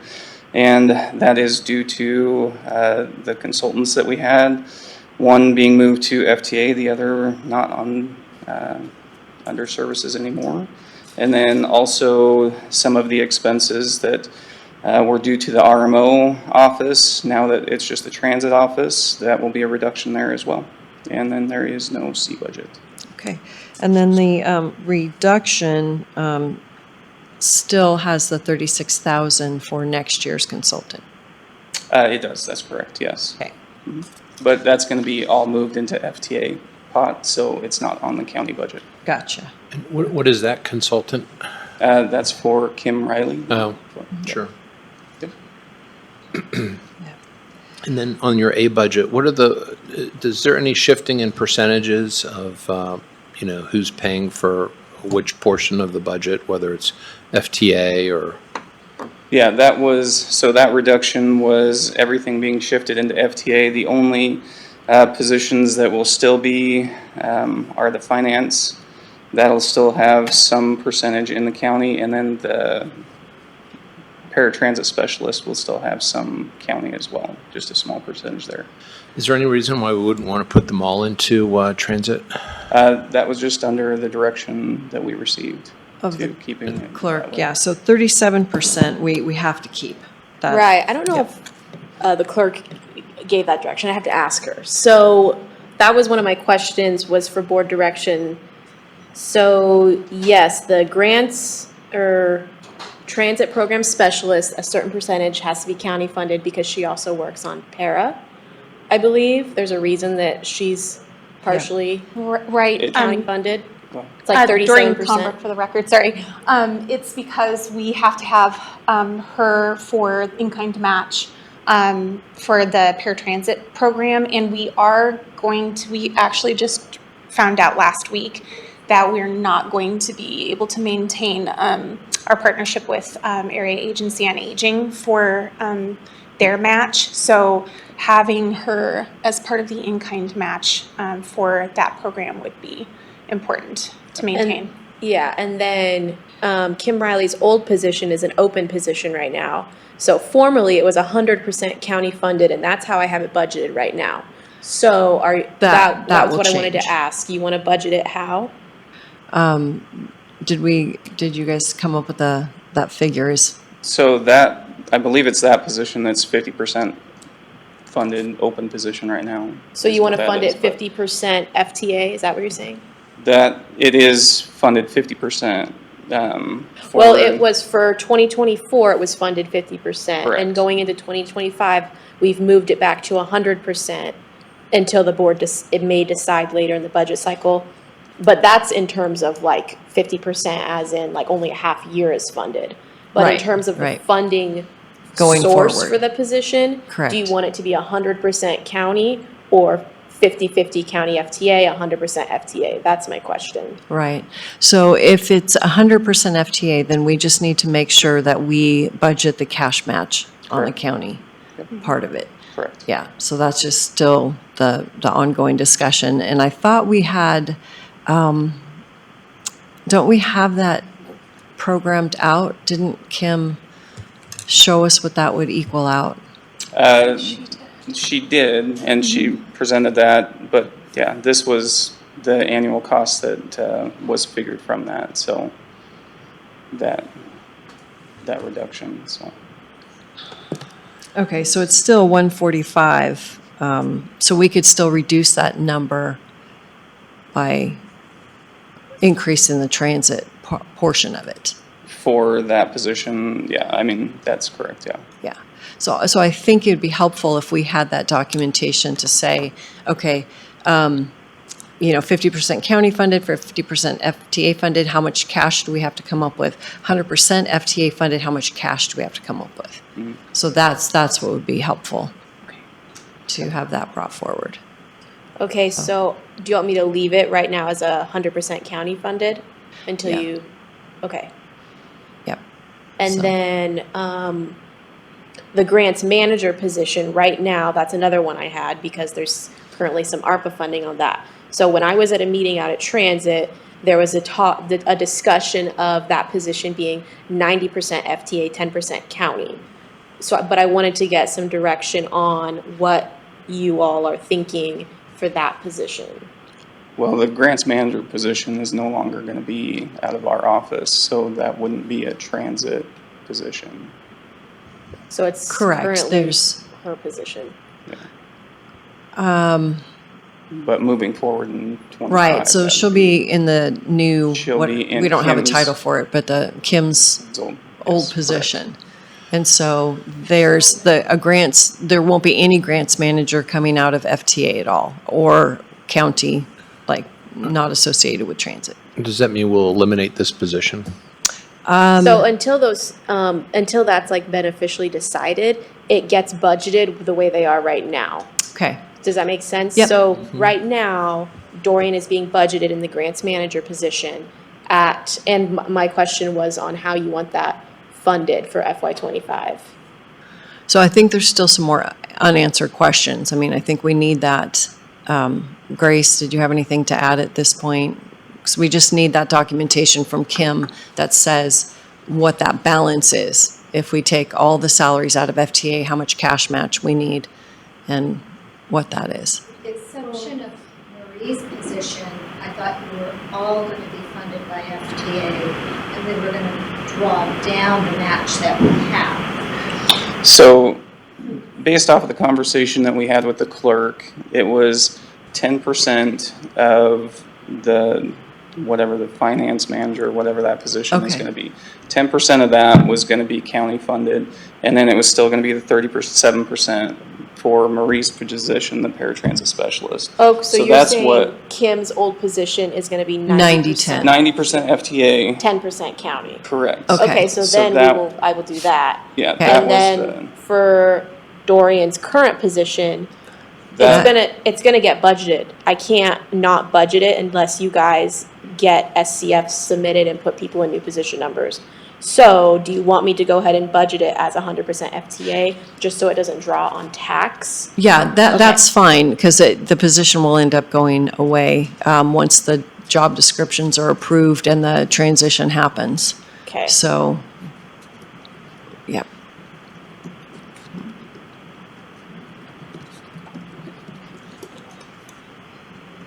Okay, so I'll budget the grants manager at 100% FTA and Kim's old position at 90% FTA, 10% county. Yes. And then Marie is 37% county. Yes. All right, so then we'll just make sure that Kim gives us those numbers. Okay. So, all right, and then the director position or manager position, is that going to be 100% Yeah, so the FTA? the director position has been eliminated, so it's not in the budget right now, but that manager position right now is being budgeted 100% transit. Okay. All right, so we just have to keep moving forward on the job descriptions and all that stuff. So then it'll make us whole going forward. So, all right. Any other questions at this point, Bruce? No, for your first time, Chad, nice job. Yeah. Thank you. All right, and Bill, any questions? No questions. All right, thank you. Thank you. All right, Reprographics, you are up. Mr. Reed, please. Commissioners, David Reed, Reprographics Mel Center. Just a few minor changes on a budget. I want to convert one of the graphic production specialist positions into assistant manager position because I'm looking for possibly retire within a couple of years. So I'll have somebody transition into that position. Hopefully then they could move into my position. That being said, what I show for burden wages, the difference between those two positions is just under $8,000. And that's really the only big change on a budget. On B budget, it actually went down, because there's no new capital expenses, reduced postage and lease payments. And the total of that is just over $32,700. Okay, Other than that, that's nothing on C. all right. And then the mail center, Pardon? the mail center, That is just all together. remaining flat, the 16,700. When you say mail center, it's all together, the printing and mail's all together under B budget.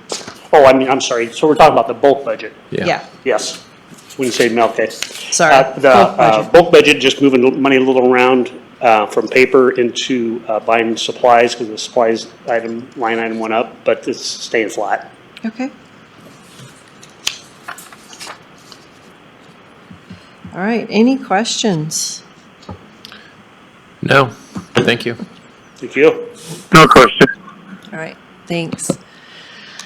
All right, now we have veteran services. And we'll have to tell Keith that he did not beat you, Dave.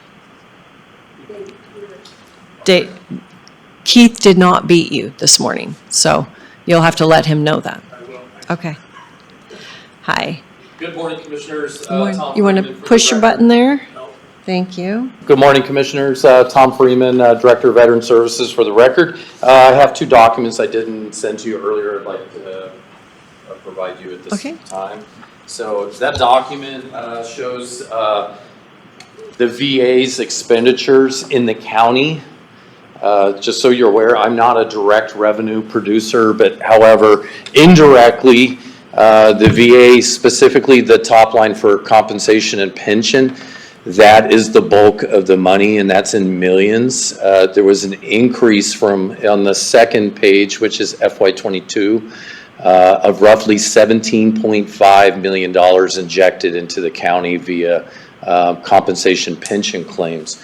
And those are claims that my office, and to include the state office, so not all of that comes directly from my office, but a good portion of that money that's indirectly or injected into the county comes from the VA's compensation and pensions. So we've seen an overall increase. The VA spends about $16,000 per veteran in the county. And we roughly are about 16,500 veterans in the county, according to the census, which is several years old and behind. So right now we are estimating that there are about 20,000 veterans in the county. So with that, there was kind of a precursor note as I jump into my budget to give some context to my budget and what we service here in the county and what comes into the county via the VA. Onto my budget, I am asking straight to the point, $2,500 increase from the amended budget, not from the adopted budget. Okay, it was a little confusing because of the onboarding cost, and some of the onboarding costs were temporary, such as buying a laptop for our new VSO, and some of the onboarding costs were permanent. So I had to go through and sort through all that. So in the column, Commissioner Matari, you had asked me for a little bit more finality in the budget, so I provided that with some remarks. And so I broke out the permanent onboarding cost and the temporary budgeting cost, and then most of the increases that I'm asking for in that $2,500, one near the top, line 9, GL code 7925, I'd like to go to twice a month advertisements in the paper. Our population continues to increase in veterans and Kootenai County residents, so I'd like to continue to try to reach out, especially to those newer folks that are here to the area, so we know that there's veteran services available. And then if you go on down to the bottom of the first page, you'll see the rest of the bigger jumps are in per diem, airfare, and lodging. When COVID hit, all of our offsite training pretty much stopped. Then we went into doing a lot of stuff via computer live, but Now, everything is kind of turned back to normal over the last year, and so we need to start going back to those in-person training, because there's a lot of training that happens that's not projected on the camera in between the training sessions. So we need to get back to our annual training and go and participate in those certification trainings that are off-site. So with that, that's all I have, unless you have any questions for me. All right. Questions? I'm just curious, what kind of training? What do they actually train you for? So every year we have to do our recertification, because we're licensed to do what we do with the VA. And so we have to get our annual CEU training in. And so that's conducted, like next year it's going to be in Kentucky. Next week we'll be attending online. And so that's in Denver. But there's, like I said, we're going to miss a lot of the breakout sessions and the one-on-one discussions with all the presenters, especially like VA and other folks where we can intermingle and learn more about our jobs. But basically, the whole function of the annual training is to recertify us with the VA.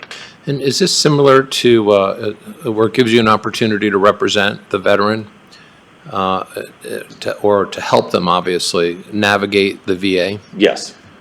Yes, and other, other entities as well that support veterans, such as like last year, we had a very good brief by asbestos, the people for the government who monitor and help those who have been exposed to asbestos. A lot of our Navy veterans and Air Force veterans have been exposed to asbestos. And so we actually brought that person to our Boise, our state training. And so there's a lot of valuable training that happens that's not necessarily directly related to the VA, but I would say 90% of it is directly with the VA. Sure. So, well, it makes sense. Yeah. I was just curious. Yeah. So, but thank you. Yep. And thanks for that updated spreadsheet too. Okay. That's all I have, unless the chairman has any questions. No, Bill, do you have any questions? No, just a comment. One of the things that people don't realize is that the veteran service officers have essentially the same kind of training in federal code and VA rules and regulations as attorneys do, and they have to keep up on that, and it's rather complicated, and that's a lot of what this training encompasses. Yeah, and to piggyback on Commissioner Brooks, what I do is essentially, it's not a healthcare process, it's a legal process. We follow the CFR 38. So in many ways, I always tell people when they come in my office, I'm kind of like half paralegal and half social worker. So it's kind of a weird dichotomy, but yes. So that training keeps us up to date on the CFR 38 and the regulations as well, because they do change year to year, just like state and local regulations do. So. And the other thing is, when you tell us how many veterans are in Kootenai County, you also have to include a certain number, almost an equal number, of spouses, don't you? Yes, including all veterans and family members. There's no census to track that, but we're estimating we're servicing a total veteran population, including families and surviving spouses, around 40,000 plus. Okay. Thank you. Yeah. And then one last thing, there's plenty of signage, and you all are well aware, those who may be listening, we do have our Veterans Town Hall tonight. We have about 8 presenters, and we're using that as a precursor for on May 18th, we've got our Veterans Stand Down at the fairgrounds. And then I know, making a quick plug here, commercial, but we are estimating 150 folks showing up as vendors, for lack of better words, which is going to be almost double what it was last year. So we're expecting a very big turnout, on May 18th. Okay. And do they have all their volunteers coordinated and everything already? Yes. Yeah. And we're going to talk about that in very much detail tonight. We're going to have a presenter. Debbie's going to be coming. She's the chairman of the North Idaho Veterans Stand Down. And so she's going to have plenty of time to tell us all about it tonight. Great. Thank you. Yeah. All right. Nothing further than thank you. Appreciate you coming in. Yes. Thank you for having me. Thank you. All right, so we've got IT and community development. They're scheduled for the afternoon, but I think they're making their way to us right now. So just have I guess we can take another 5-minute break until they're seated.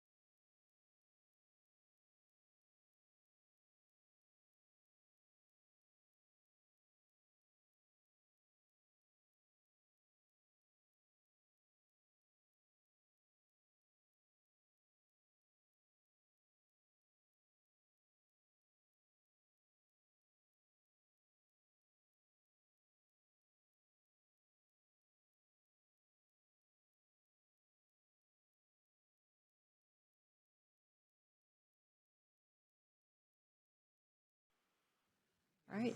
Thank you for coming in early. Community Development here and our Director, David Callahan, and go ahead and take it away. Commissioners, we are flat again. We're basically only asking for two things that are a itty bit out of the ordinary. One is 2 automobiles for the same reasons you've heard us ask for over and over the years. Automobiles wear out and we're due for 2. The other thing is $20,000 for interior cubicle walls. We still have all the planners that are basically working with stuff that dates back considerably to a different era, if you will. Okay.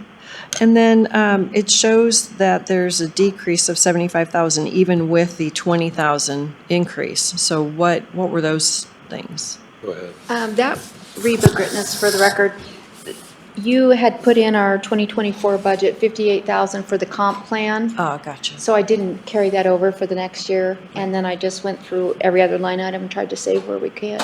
So 58,000. But there is consultant money in there. Still. Yes. And I assume we'll still be going forward with comp plan work like you've heard me say, right now we're doing data. The next round is taking the data to the public and getting feedback. Okay. All right. Bill, any questions? Bruce? Yes, how are things going as far as the cooperation with the assessor's office? You better tell, Bill, we're on community development right now. Right. Okay, all right, okay, never mind. Yeah, IT will be next. So, the only question I might have with the cubicles is whether or not, because we just took a whole bunch of them down and stored them. Is there anything that, have you had a chance to look to see if there's anything you could use? Looked at every one of those. Did you? Some of them are pretty rough. You can come look down our center hall and just see.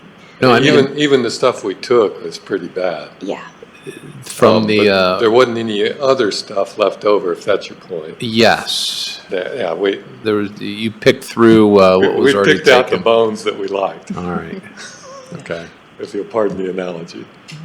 So were you able to get a quote on that? I have been trying, they say by Friday. Oh, okay. Yeah, so the 20,000 is just an estimate, and I'm hoping it's really high, but I don't think so. Okay. And if we have to maybe just piecemeal, do one section this year and another section in the next year, we could do that. Okay. And yeah, if you can forward that to us, just so I Absolutely. can see the detail of what that looks like. So. Only other thing I wanted to ask, and it was brought up in our managers meeting this morning, are we supposed to be trying to figure any kind of moving expenses if, let's say, we take over one of the other departments, or is that all just gonna No, that's not yet. We have a facilities meeting on Monday, and then the group will look at what, if the sheriff's department is going to bring forward their idea, and if that's the case, then facilities will make a recommendation to the board. Okay. And go from there, if that makes sense. So, so we may, end up switching some things around, but it's just too early today to tell. Yeah, it'd be hard to predict. Thank you. Yeah, okay. All right, any other questions? No? Nope. Yeah, David, did you say you're asking for vehicles, or did I misunderstand you? 2. Okay, I don't see those in your budget right now. That's why I'm confused. They're under, I think they're the 2 vehicles under capital assets. Okay. I haven't filled in, I haven't sent you the. Oh, is it not in New World yet? No. Oh, that's why. I'm looking at your budget in New World and nothing is in here, so I'm like. And what's- it'll go through fleet management on the 29th, I think, of this month. Yeah, okay. Is when fleet management's looking at that, so. Okay, thank you. Thank very you. much. Right, IT?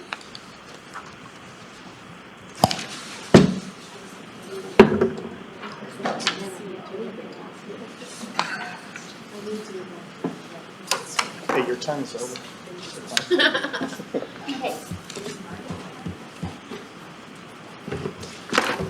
Morning, Commissioners. Morning. Just, as I assume everybody's doing, we'll give you a quick summary of our IT budget for 2025, and then we'll discuss any questions that you have.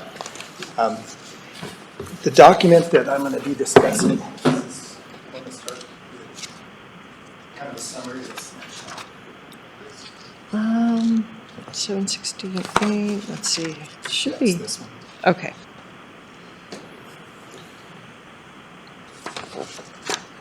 We're going to bring a projector down. Is this what you have? Because that's labeled snapshot. That's, yeah, I did say snapshot. What I meant is just, we'll start with this. You have this document. If Okay. not, I can give you this one. This Grant has one. I'll just give you this one. This is, Yes, that's it. Thank you. Okay, as you can see from our summary, the overall budget compared to last year is down $166,657. It's a 7% decrease. Operating expenses is up 250. Capital outlay is down 418,000 and some change. And if you go to the next page to see where those increases come from for the B budget, the majority of them, or almost all of it, is just two items. The first being Office 365 subscription. Probably remember us discussing this in the past. There are some functional advantages, like much larger email boxes. Also, there's some increased collaboration tools with Microsoft Teams. You can collaborate on one document, whereas now we can't currently do that. A huge issue, probably the biggest one too, is security. Putting this out in the Microsoft cloud, who has endless amount of money, it seems, to protect our interest out of all of our information that has to do with Office. And Office, of course, is Word, Excel, PowerPoint, the Exchange server. And that's, in the past, we'd only bring this to you every 6 to 8 years when Microsoft would come out with a new version. Yes, sir. that PDF I showed you is just one page. There's no additional pages in that PDF. No. So in the packet, do you have this one and this one? I think you should have. I can give you mine, sir.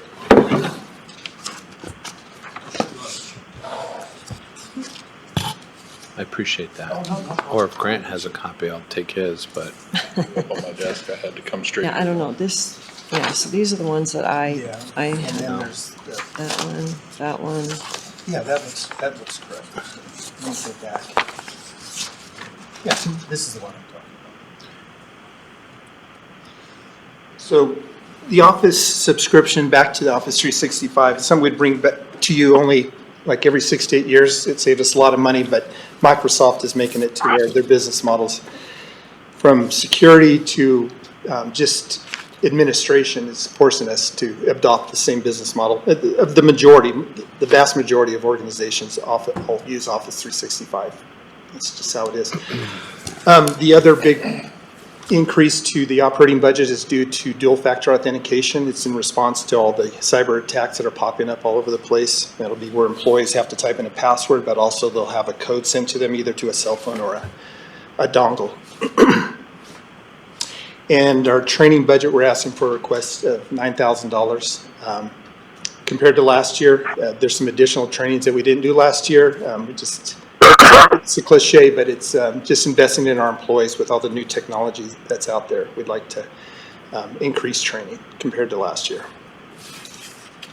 So that's the increases that are due for the operating budget. For our capital budget, we're just asking for, and we put $250,000 as a placeholder. I'll let Grant talk to it, but for it's an admin camera system. Yeah, so it was just discussed earlier this year that why don't we have an admin camera system? My response to that has been kind of a response I've given over the last 20 years. It's not something that you just put a price tag on. It takes a lot of man hours to put together a camera system, as we're seeing with the Justice Center. So we put a placeholder in the budget to say, we know it's gonna be at least $250,000 to do a campus-wide camera system. So if the board wants to pursue it, knowing that that's probably a minimum, then we felt maybe that would be a way to say, okay, yes, move forward, put the man hours into it, figure it out, get us a good price, and then possibly, that could take a good part of the fiscal year anyway, and so then maybe either add to it, roll it over into the following fiscal year to do once we have solidified numbers on what it would really take to get the system up and running here.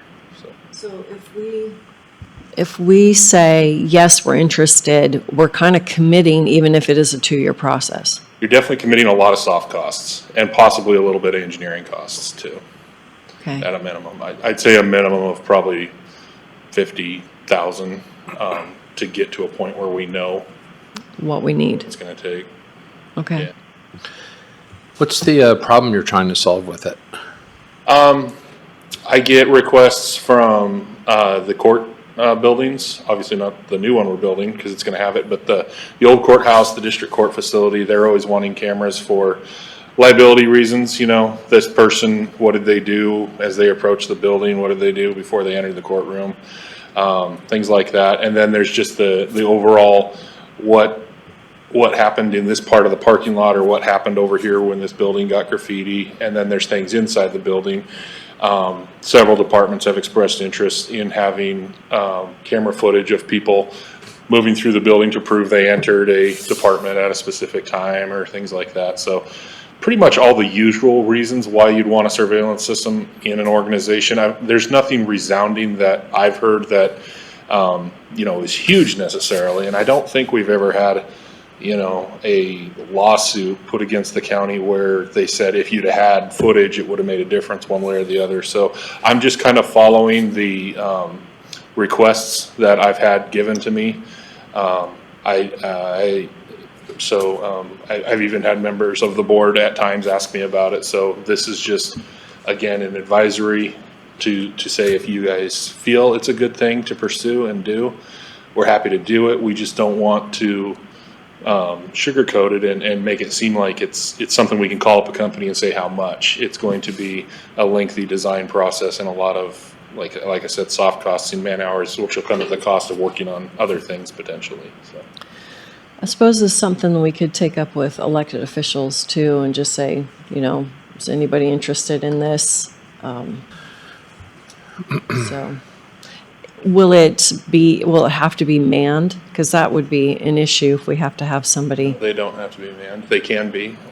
They can do everything in the background, and then if there's an incident, someone trained can go to the system and pull back records, review it, and see it. Or you can do a little bit of both. Like if we have a security deputy up at the front counter, TVs can be put up. So, interesting, whatever would be interesting cameras. You don't have to look at all of them, but you can put some up there so that they can be keeping an eye on what goings on in different areas. So there's definitely pros and cons, advantages, disadvantages. IT's position in it is that we don't really have a dog in the fight. It's just been brought to us by different electeds, different managers, and so we thought it best to advise the board this is the way to proceed, and if you want us to, we certainly will. Thoughts? Well, it sounds like we're having a discussion to expand the security state. And unless there's a real problem that we're trying to solve, it's going to be a passive system, so it's not going to stop anything that's in progress. It's really just a matter of, going back in time and saying, oh, look, you crossed this line or something like that. I don't really see enough of a need for it right now, just based upon what I'm hearing. I'm hearing lots of, it would be nice if we had this, but it's not solving, crimes that are occurring. It doesn't sound like that. It's more just an additional monitoring system. I agree. Yeah. 100%. So I'd be inclined to push that off until we have an event that really justifies it, because I know you're going to have to spend a lot of time and money just to figure out your coverage where the camera has to be, the area of coverage. Right. How good is that camera? Yeah. Well, and other considerations too is that there is a hefty long-term maintenance to maintain the thing, because it takes a lot of storage to store all those cameras. Oh, yeah. You have to pay for that storage, and then you have to maintain that storage indefinitely, essentially. So, not keeping video indefinitely, but you have to keep the storage up to par to where it's not failing on you. So, yeah, like I said, IT's position on this is just advisory. If you choose to take it out, you know, that's why we're here. It's your choice. We're just here to present it. All right. Bill, do you have thoughts on that?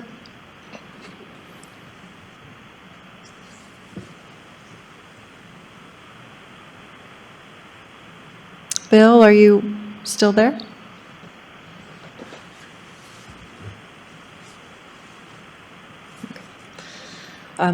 Yeah, I mean, I don't want to expand the security state. So, yeah, it would be nice to have, because we get requests for it all the time, but. Okay. Well, so based on this conversation, we'll go ahead and pull it out. Yeah. Okay. Yeah, meaning not do it. Correct. Correct. That's what I this meant. year. Yeah. We'll pull it. We currently have it in our department prep. We'll take it out. Yeah. Okay. Yeah. Okay. And then the last slide, I just thought, I put it in there just because it's such a large part of what we've been doing these days to automate, but it's about OnBase. If you had any questions, I brought Carrie, who's the project manager along to answer any questions. We're spending less money this year than years past on it. We're still in the conversion phase, but she's also been doing a lot of automation in different departments as well with forms and things. But so we'd open it up for questions for that or anything else, but that's our summary for this year. Yeah. Okay. No, I'm good with what you presented, and I apologize. It is in here, but it just wasn't towards the beginning, and you started talking towards the beginning, and I wasn't sure where you were. Absolutely. So there's actually a lot of documents for your department in our packet. Another reason to bring in PowerPoint. Everybody loves PowerPoint, so next year. Look forward to Thank you, though. Okay, thank you. All right. Thank you. All right. I guess we'll do the BOCC budgets next.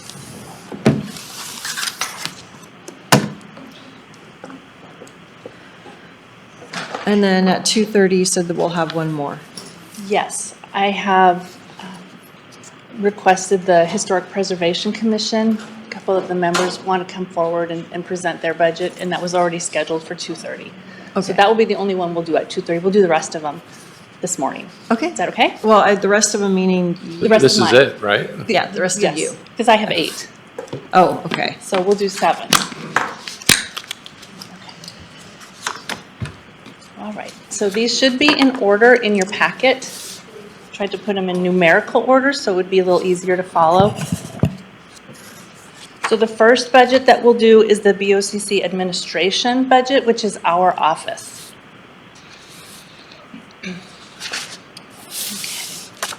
So you have your summary sheet, and the costs for our department will increase about $9,000.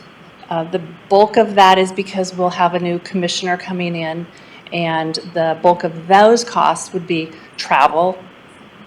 We do not have any travel budgeted currently for one commissioner who does not travel, so all the travel had been removed from the budget for the past several years. We'll also have an increase in purchasing a phone, and then phone costs, because we also do not have phone costs for a commissioner that we're replacing. A commissioner has used their own personal phone, and so we didn't budget for those costs in the past few years. And then some other expenses that we'll have if the new commissioner wants to attend any of the lunches that we normally have the commissioners go to. Those have also not been budgeted for the current commissioner, so we'll have to increase the budget to include those for the incoming commissioners.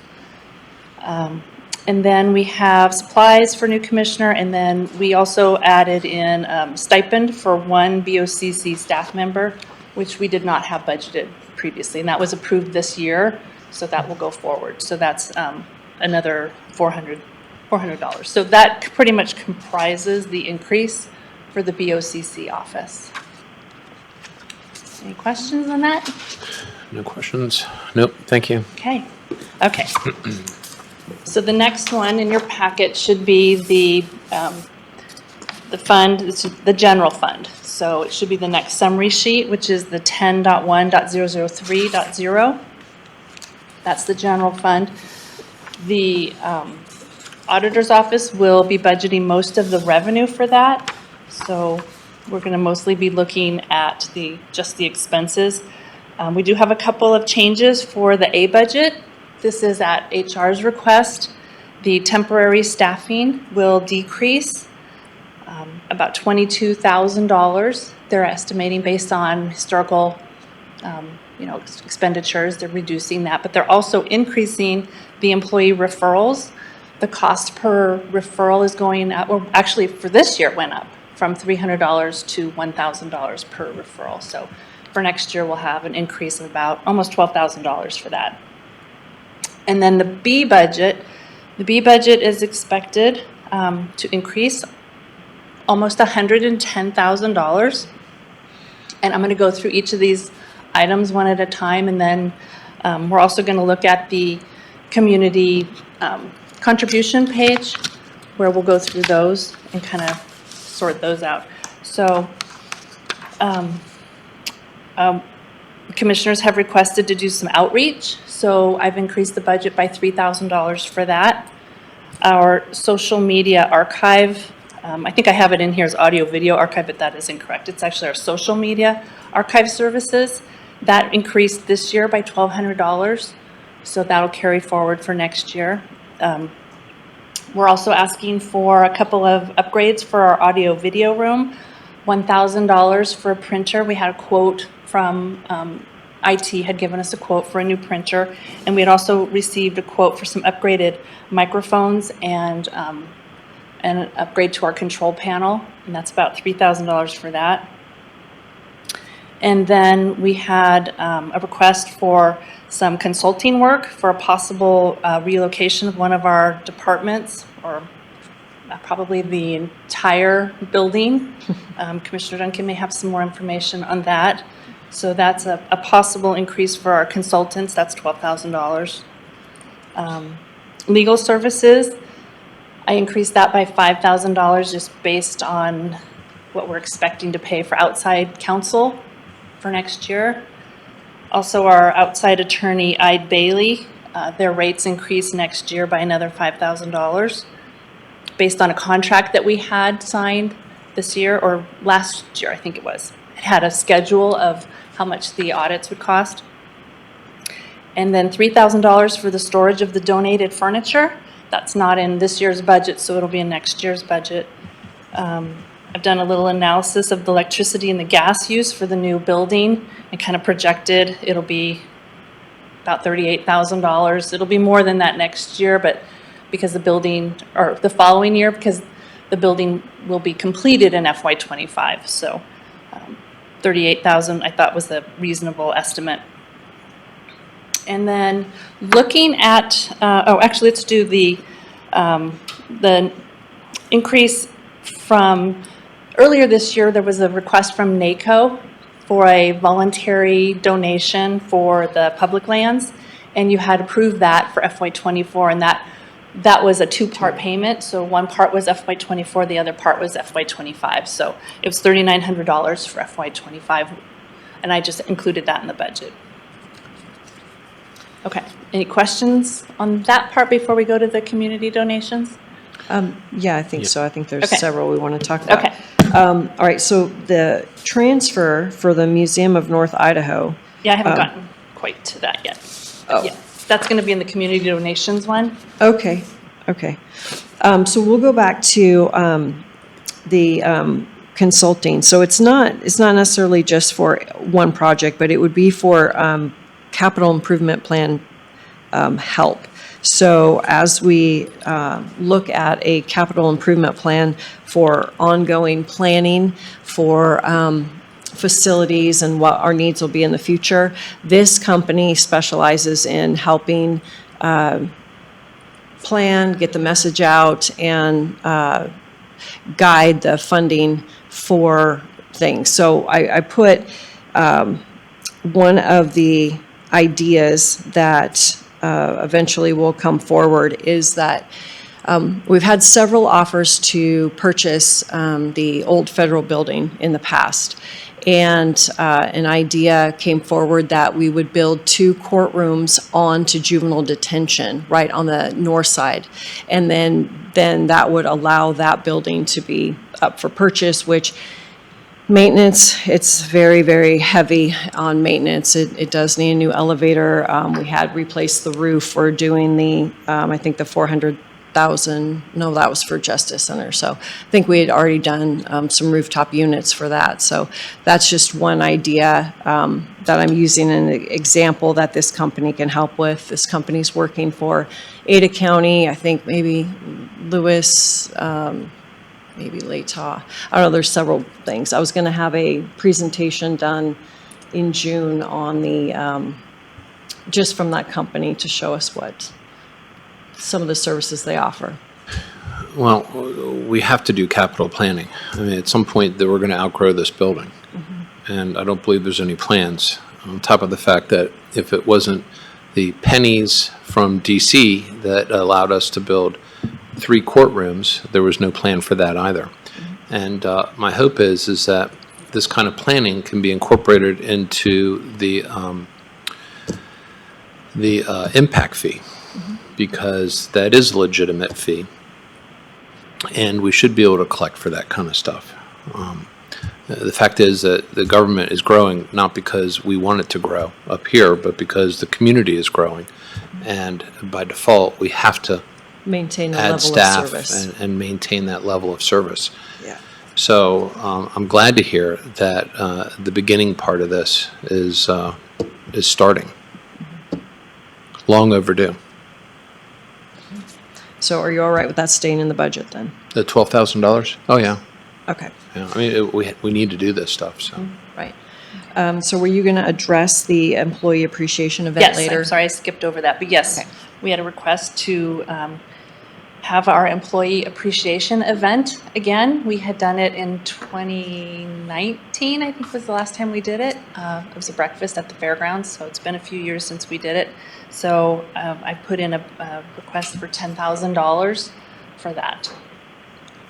Okay. Was there a separate committee, or was it just enjoined with the Employee of the Month committee, or? I believe it was a separate committee. I don't think it was employee. I believe they did the Employee of the Year announcement at that event, but I don't think it was the same committee. Okay. So it was a pretty popular event. Jelena's shaking her head, so not everybody in the room was here in 2019. So what are your thoughts on that? I mean, I think it's a good thing to have, and every 5 years is decent. I don't like the price tag. Last time we spent, I think, $4,000 on it. We budgeted $10,000. We did budget $10,000. Yeah, but I'm not sure that we spent near that. No, but I think with prices, the increase Yes. in prices, and that's probably a little padded, Yeah. but Prices and personnel increased too. food so. costs have increased quite a Yeah. bit. So we did, and the company we had cater it last time is not available for this, which is unfortunate because I thought we got a very fair price for the. Right, there. Yeah, and I think that's what we were looking at now, because Rustler's Roost is not available for. Did you base it on your estimate here on a per head cost? Yeah, I think we just kind of figured, with tip and all the extras, I believe we actually bought or had donated prizes and whatnot. I wasn't on the committee last time, so it has a little bit of extra in there for things like decorations and prizes and things like that. And what about, what percentage of the staff typically shows up for this kind of I stuff? think we had about 400%. Yeah, it was about 50. About 50%. A little over. Yeah. And it seemed like they liked the breakfast just because people could come before work. We did a survey, and I think that was preferred over a lunch, so they didn't have to leave work and go to the lunch. But we can do a survey again and find out what people prefer if we want to do that. I think it was breakfast was good because. You're going to have to come to a microphone, Jolene, if you're just going to. Nobody online can hear you. I was saying that I think breakfast is good because a lot of offices have to open, and so people miss out. So I think that's why they always did it in the morning, like at 7 before, so it gave an opportunity for, a majority of the offices to go. I think prior to that too, there were some ideas, or maybe even happened in park events on Saturdays. I mean, that's always an option as well. Yeah. This one just seemed to be the simplest, because there's a lot of coordinating that goes on if you're trying to do a park for 800 people on a Saturday.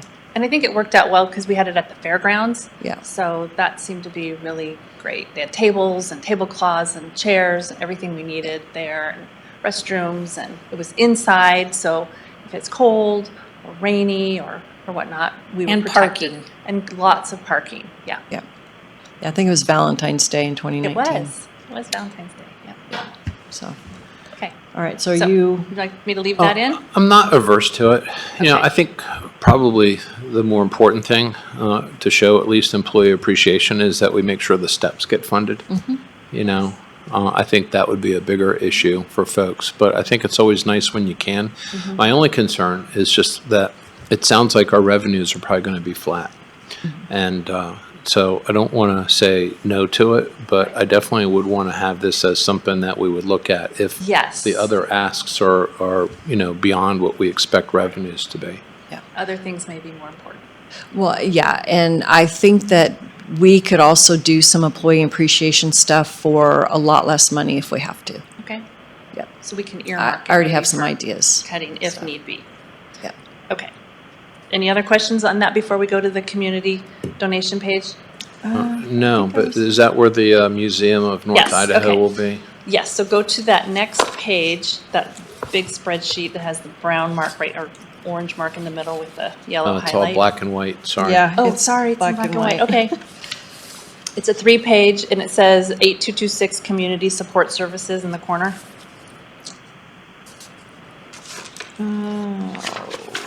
Is Oh, this- here, hold on. It's, yeah, I got It should have been the next, So that is more of what she just talked about. That's all the backup documentation. Yeah. So if you keep going. it's after the HR request. All right. Have it? Got it. Yep, Okay, we're on the great. right page. Okay, good.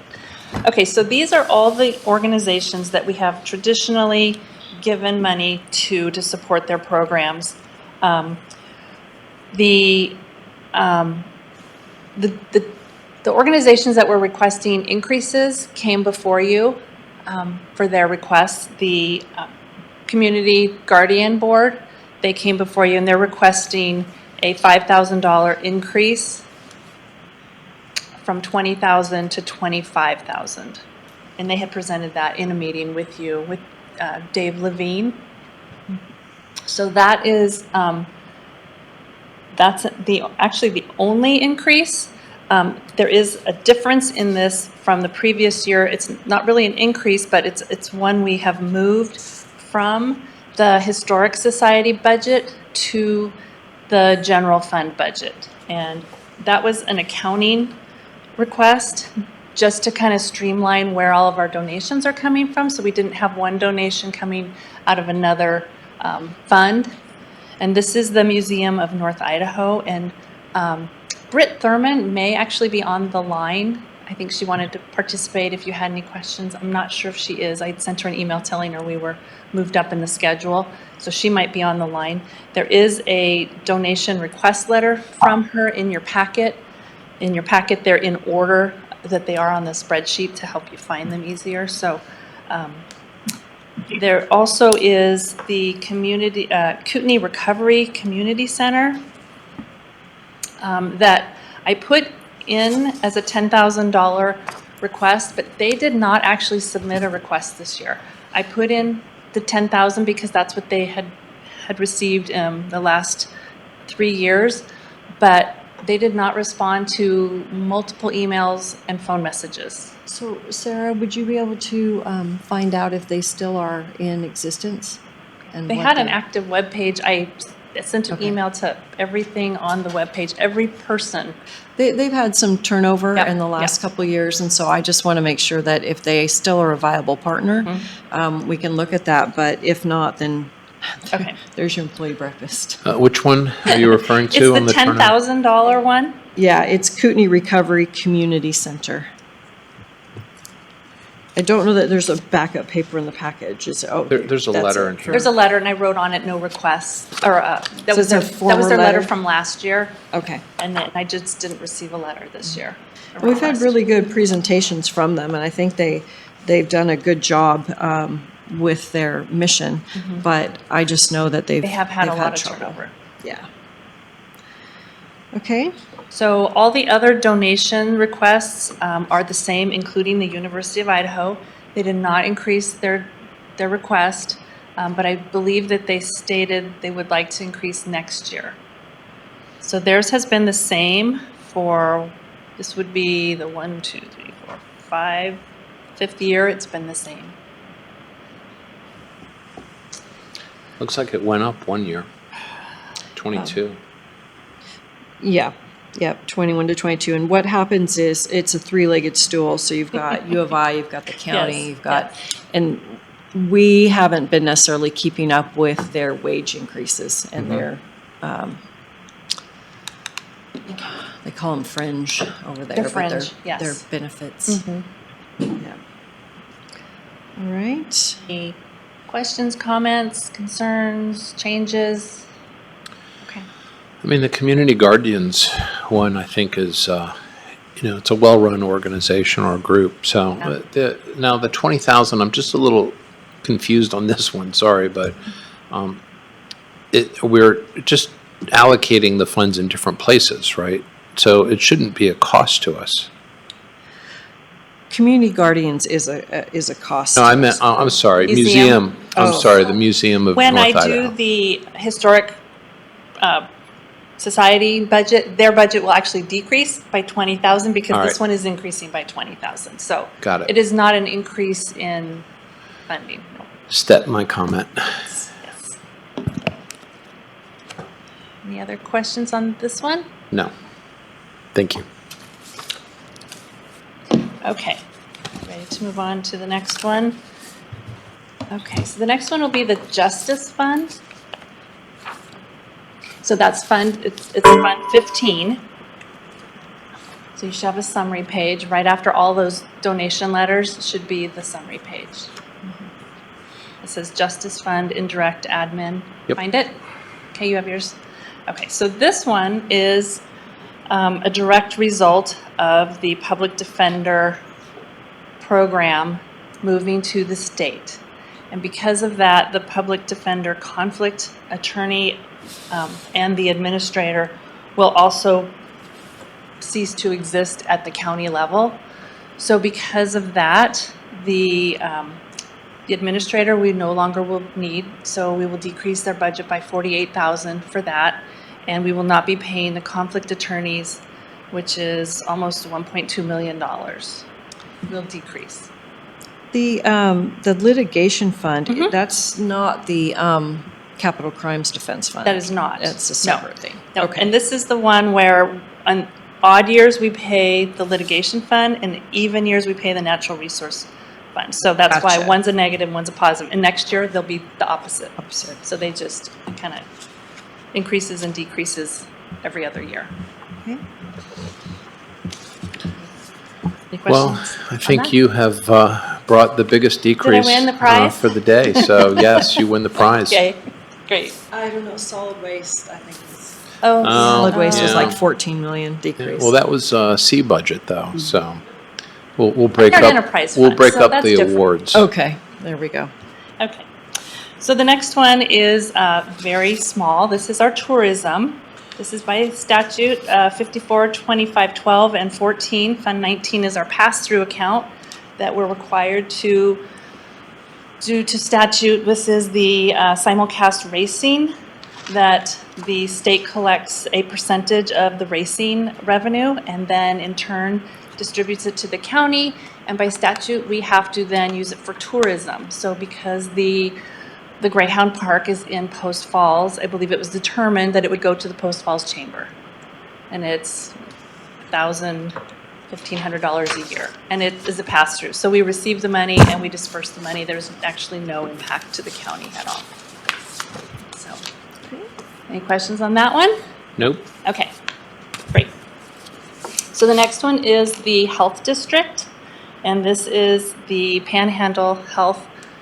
They had come before you. Their director, Don Duffy, came before you with their finance director, Christine Crummer, and presented the budget to you.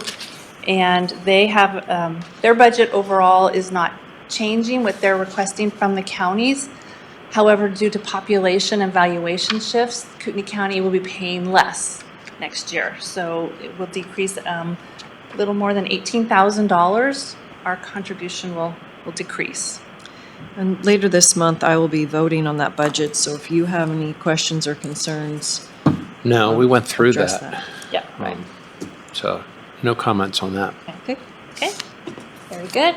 And then the next one in your packet is the Historic Society, but we're going to put that aside because Jonathan Mueller, he's the chair of the Historic Preservation Commission, was scheduled to come at 2:30 and go over this with you. Okay.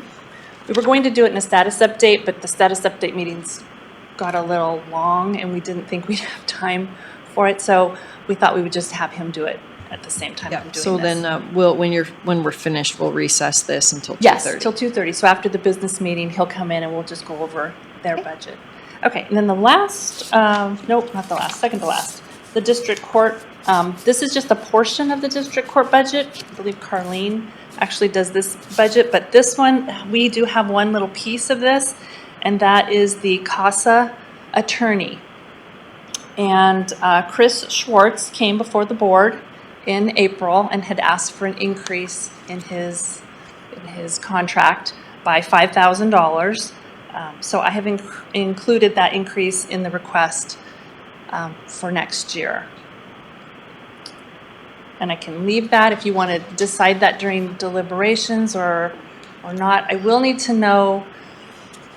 I think they've done a good job, and I would rather not cut that. I'll cut something else instead if we need to.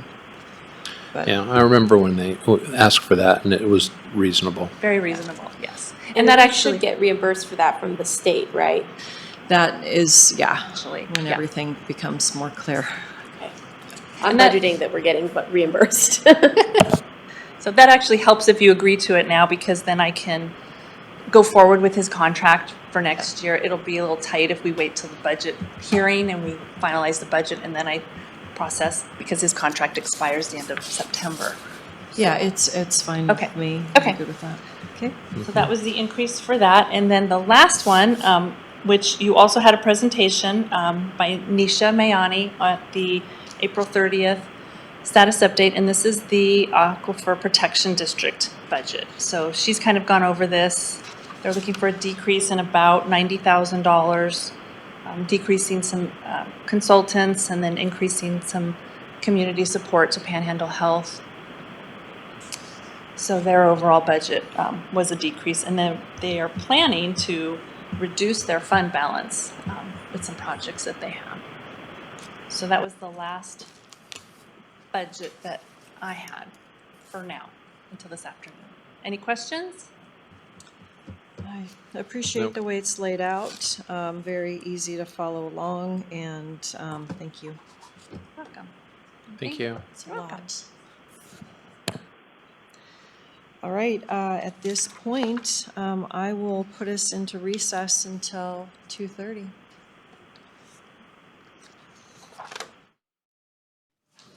Welcome, everyone, back to our FY25 budget meeting. And we are here with our Historic Preservation Commission, and it's Chair Mueller. Is that right? Okay. Well, go right ahead. Okay. So this year for FY25, the Commissioner's Office has resumed preparation of the Historic Preservation's budget. Previous years, the Resource Management Office had prepared them, but we are resuming the budget this year. I'll just kind of highlight on a few things, and then I'll turn it over to Jonathan Mueller, who's the chair of the Historic Preservation Commission. The summary page that you have, the only change is approximately a $20,000 decrease in the budget. And as we spoke earlier this morning, it isn't truly a decrease in the overall budget because we've essentially moved a donation to the Museum of North Idaho out of this budget and into the general fund budget. So we're just essentially transferring it from one location to the other. So there is really a net zero change in the budget. Looking at their detailed budget, which is the spreadsheet that was just after that summary, you can see that there's a lot of movement. A lot of accounts are now zero, where before they were budgeted at other amounts. We took some time and sat down with Jonathan, and also Courtney Beebe had met with us, and we kind of realigned some of the expenses to better suit the GL codes in our financial software. So you can see some of the items have been moved around, but overall the budget number total didn't really change. We just sort of shifted some items around. And we have a couple of things in the other professional services account, the $81.99. I'm going to let Jonathan here explain some of the projects that the Historic Preservation Commission is anticipating doing for next year. Okay. Unless you have any questions before we move on to that. No. No. No questions. Okay, Madam Chair, Commissioner Matari. I've had a busy year and that had a lot of things going on. We're working on a larger scale plan, historic preservation plan, that is soon to be finished up, hopefully in the next month or two and out for a draft. We've got the Gulch project that is finishing up, but next year's projects include getting web design taken care of so we can do a better job of outreach, communication, and then we have a brochure also that talks about what we do, who we are, in our dealings both with the public and all the disparate historic preservation committees that are in the county but don't have representation or communication. And so those are our big projects. The web design project is about $4,000. We had applied for a grant to do that. We were not successful in that, and that's just fine. And also the brochure piece is about $1,000. And so there's also $500 remaining on some writing that's being done for us on the historic pres plan. And so that money will go out probably sometime soon, next couple months for payment on that. And so just want to compliment your staff. You have a great staff. Jonathan and Leanna took the time. I'm the new chair coming in, wasn't looking for that. And so when you sit down and kind of have to look at the budget and do all these things, it was great to be taken through that and go through that readjustment, getting the numbers under the right classifications and set up correctly. So just want to compliment you guys on the staff that you have and the support they provide for us. And so we continue to be excited about what we're doing. It's anecdotal, but I've heard a statistic that supposedly, and you might know better than I, but there's a high percentage of us, some say 65% of us in this county, that have only lived here since 2012 or 2013.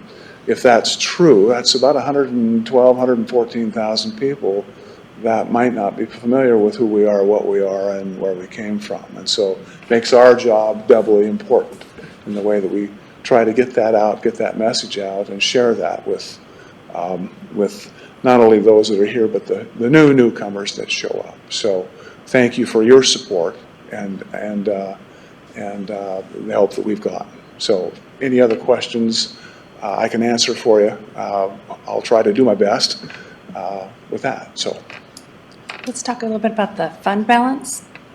There is a fund balance. We've been asked whether we want to carry that forward or not. I think in some discussion, I haven't gotten back to you because I haven't quite formatted the committee, but there's been some discussion about, do we hang on to that for the celebration? What might that include? And it would be nice to be able to do that. I'll leave that to your discretion. Obviously, the last thing I'd like to come back to do is ask you for a bunch of money that might not be able to be allocated if we do get to where we want to be. that celebration is, or that exact point in time is 2.5 years, and so from now, and so we're sort of working it backwards, about to get a committee set up so we can talk about what might be the best thing to do.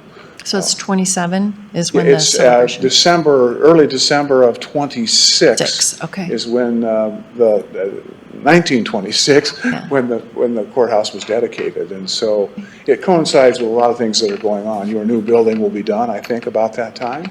A year and a half earlier, I hope. Yeah. Should just be about June of next year. Okay, good. And so, you know, there could be a lot to talk about.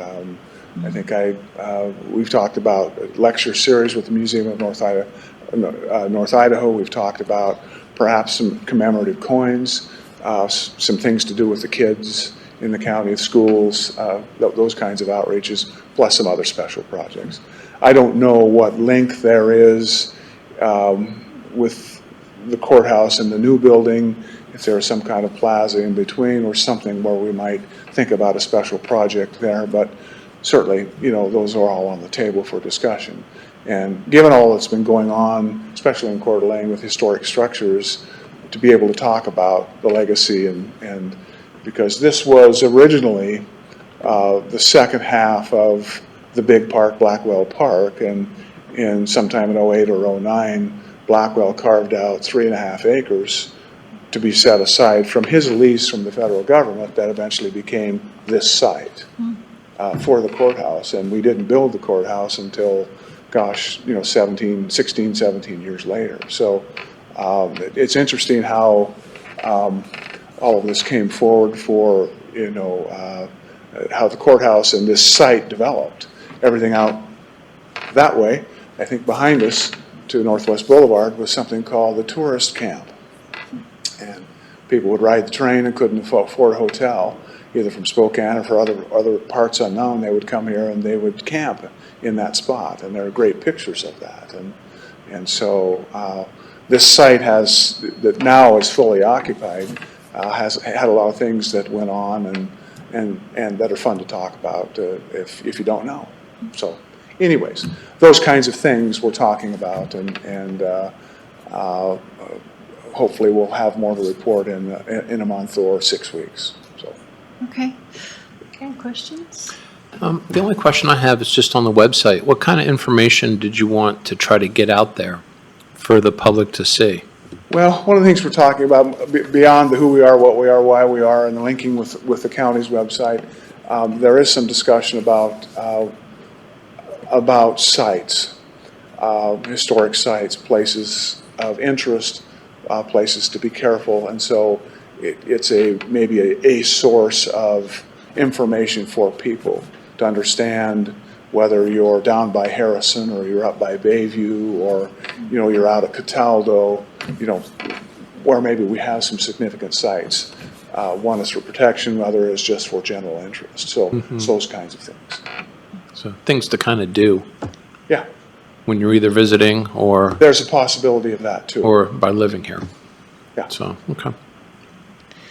And then your plan, the preservation plan, you said that there'll be a draft out, you think, in a couple months? Actually, the draft should be ready later this month. Oh, okay. And so from a timing standpoint, we have to have it out for review so we can get it finalized and done by the end of the fiscal. Okay. And that's the 1st of October. So sequentially, we've been pushing this along to get it done that way. And so the funding and the sequencing of the expenditures have been set up that way for that reason. Okay. So, I would be interested in a presentation of the plan when Okay. it's appropriate. all right. Then we'll take that up next week when we meet and get that set up. Okay, thank you. All right. That's all we have, unless you have more questions. Nope. Nothing else? No, thank you. Thank you. That's it. Thank you. Great. I'll call for public comment. Anybody on the line? No. 2:40, meeting adjourned. Thank you.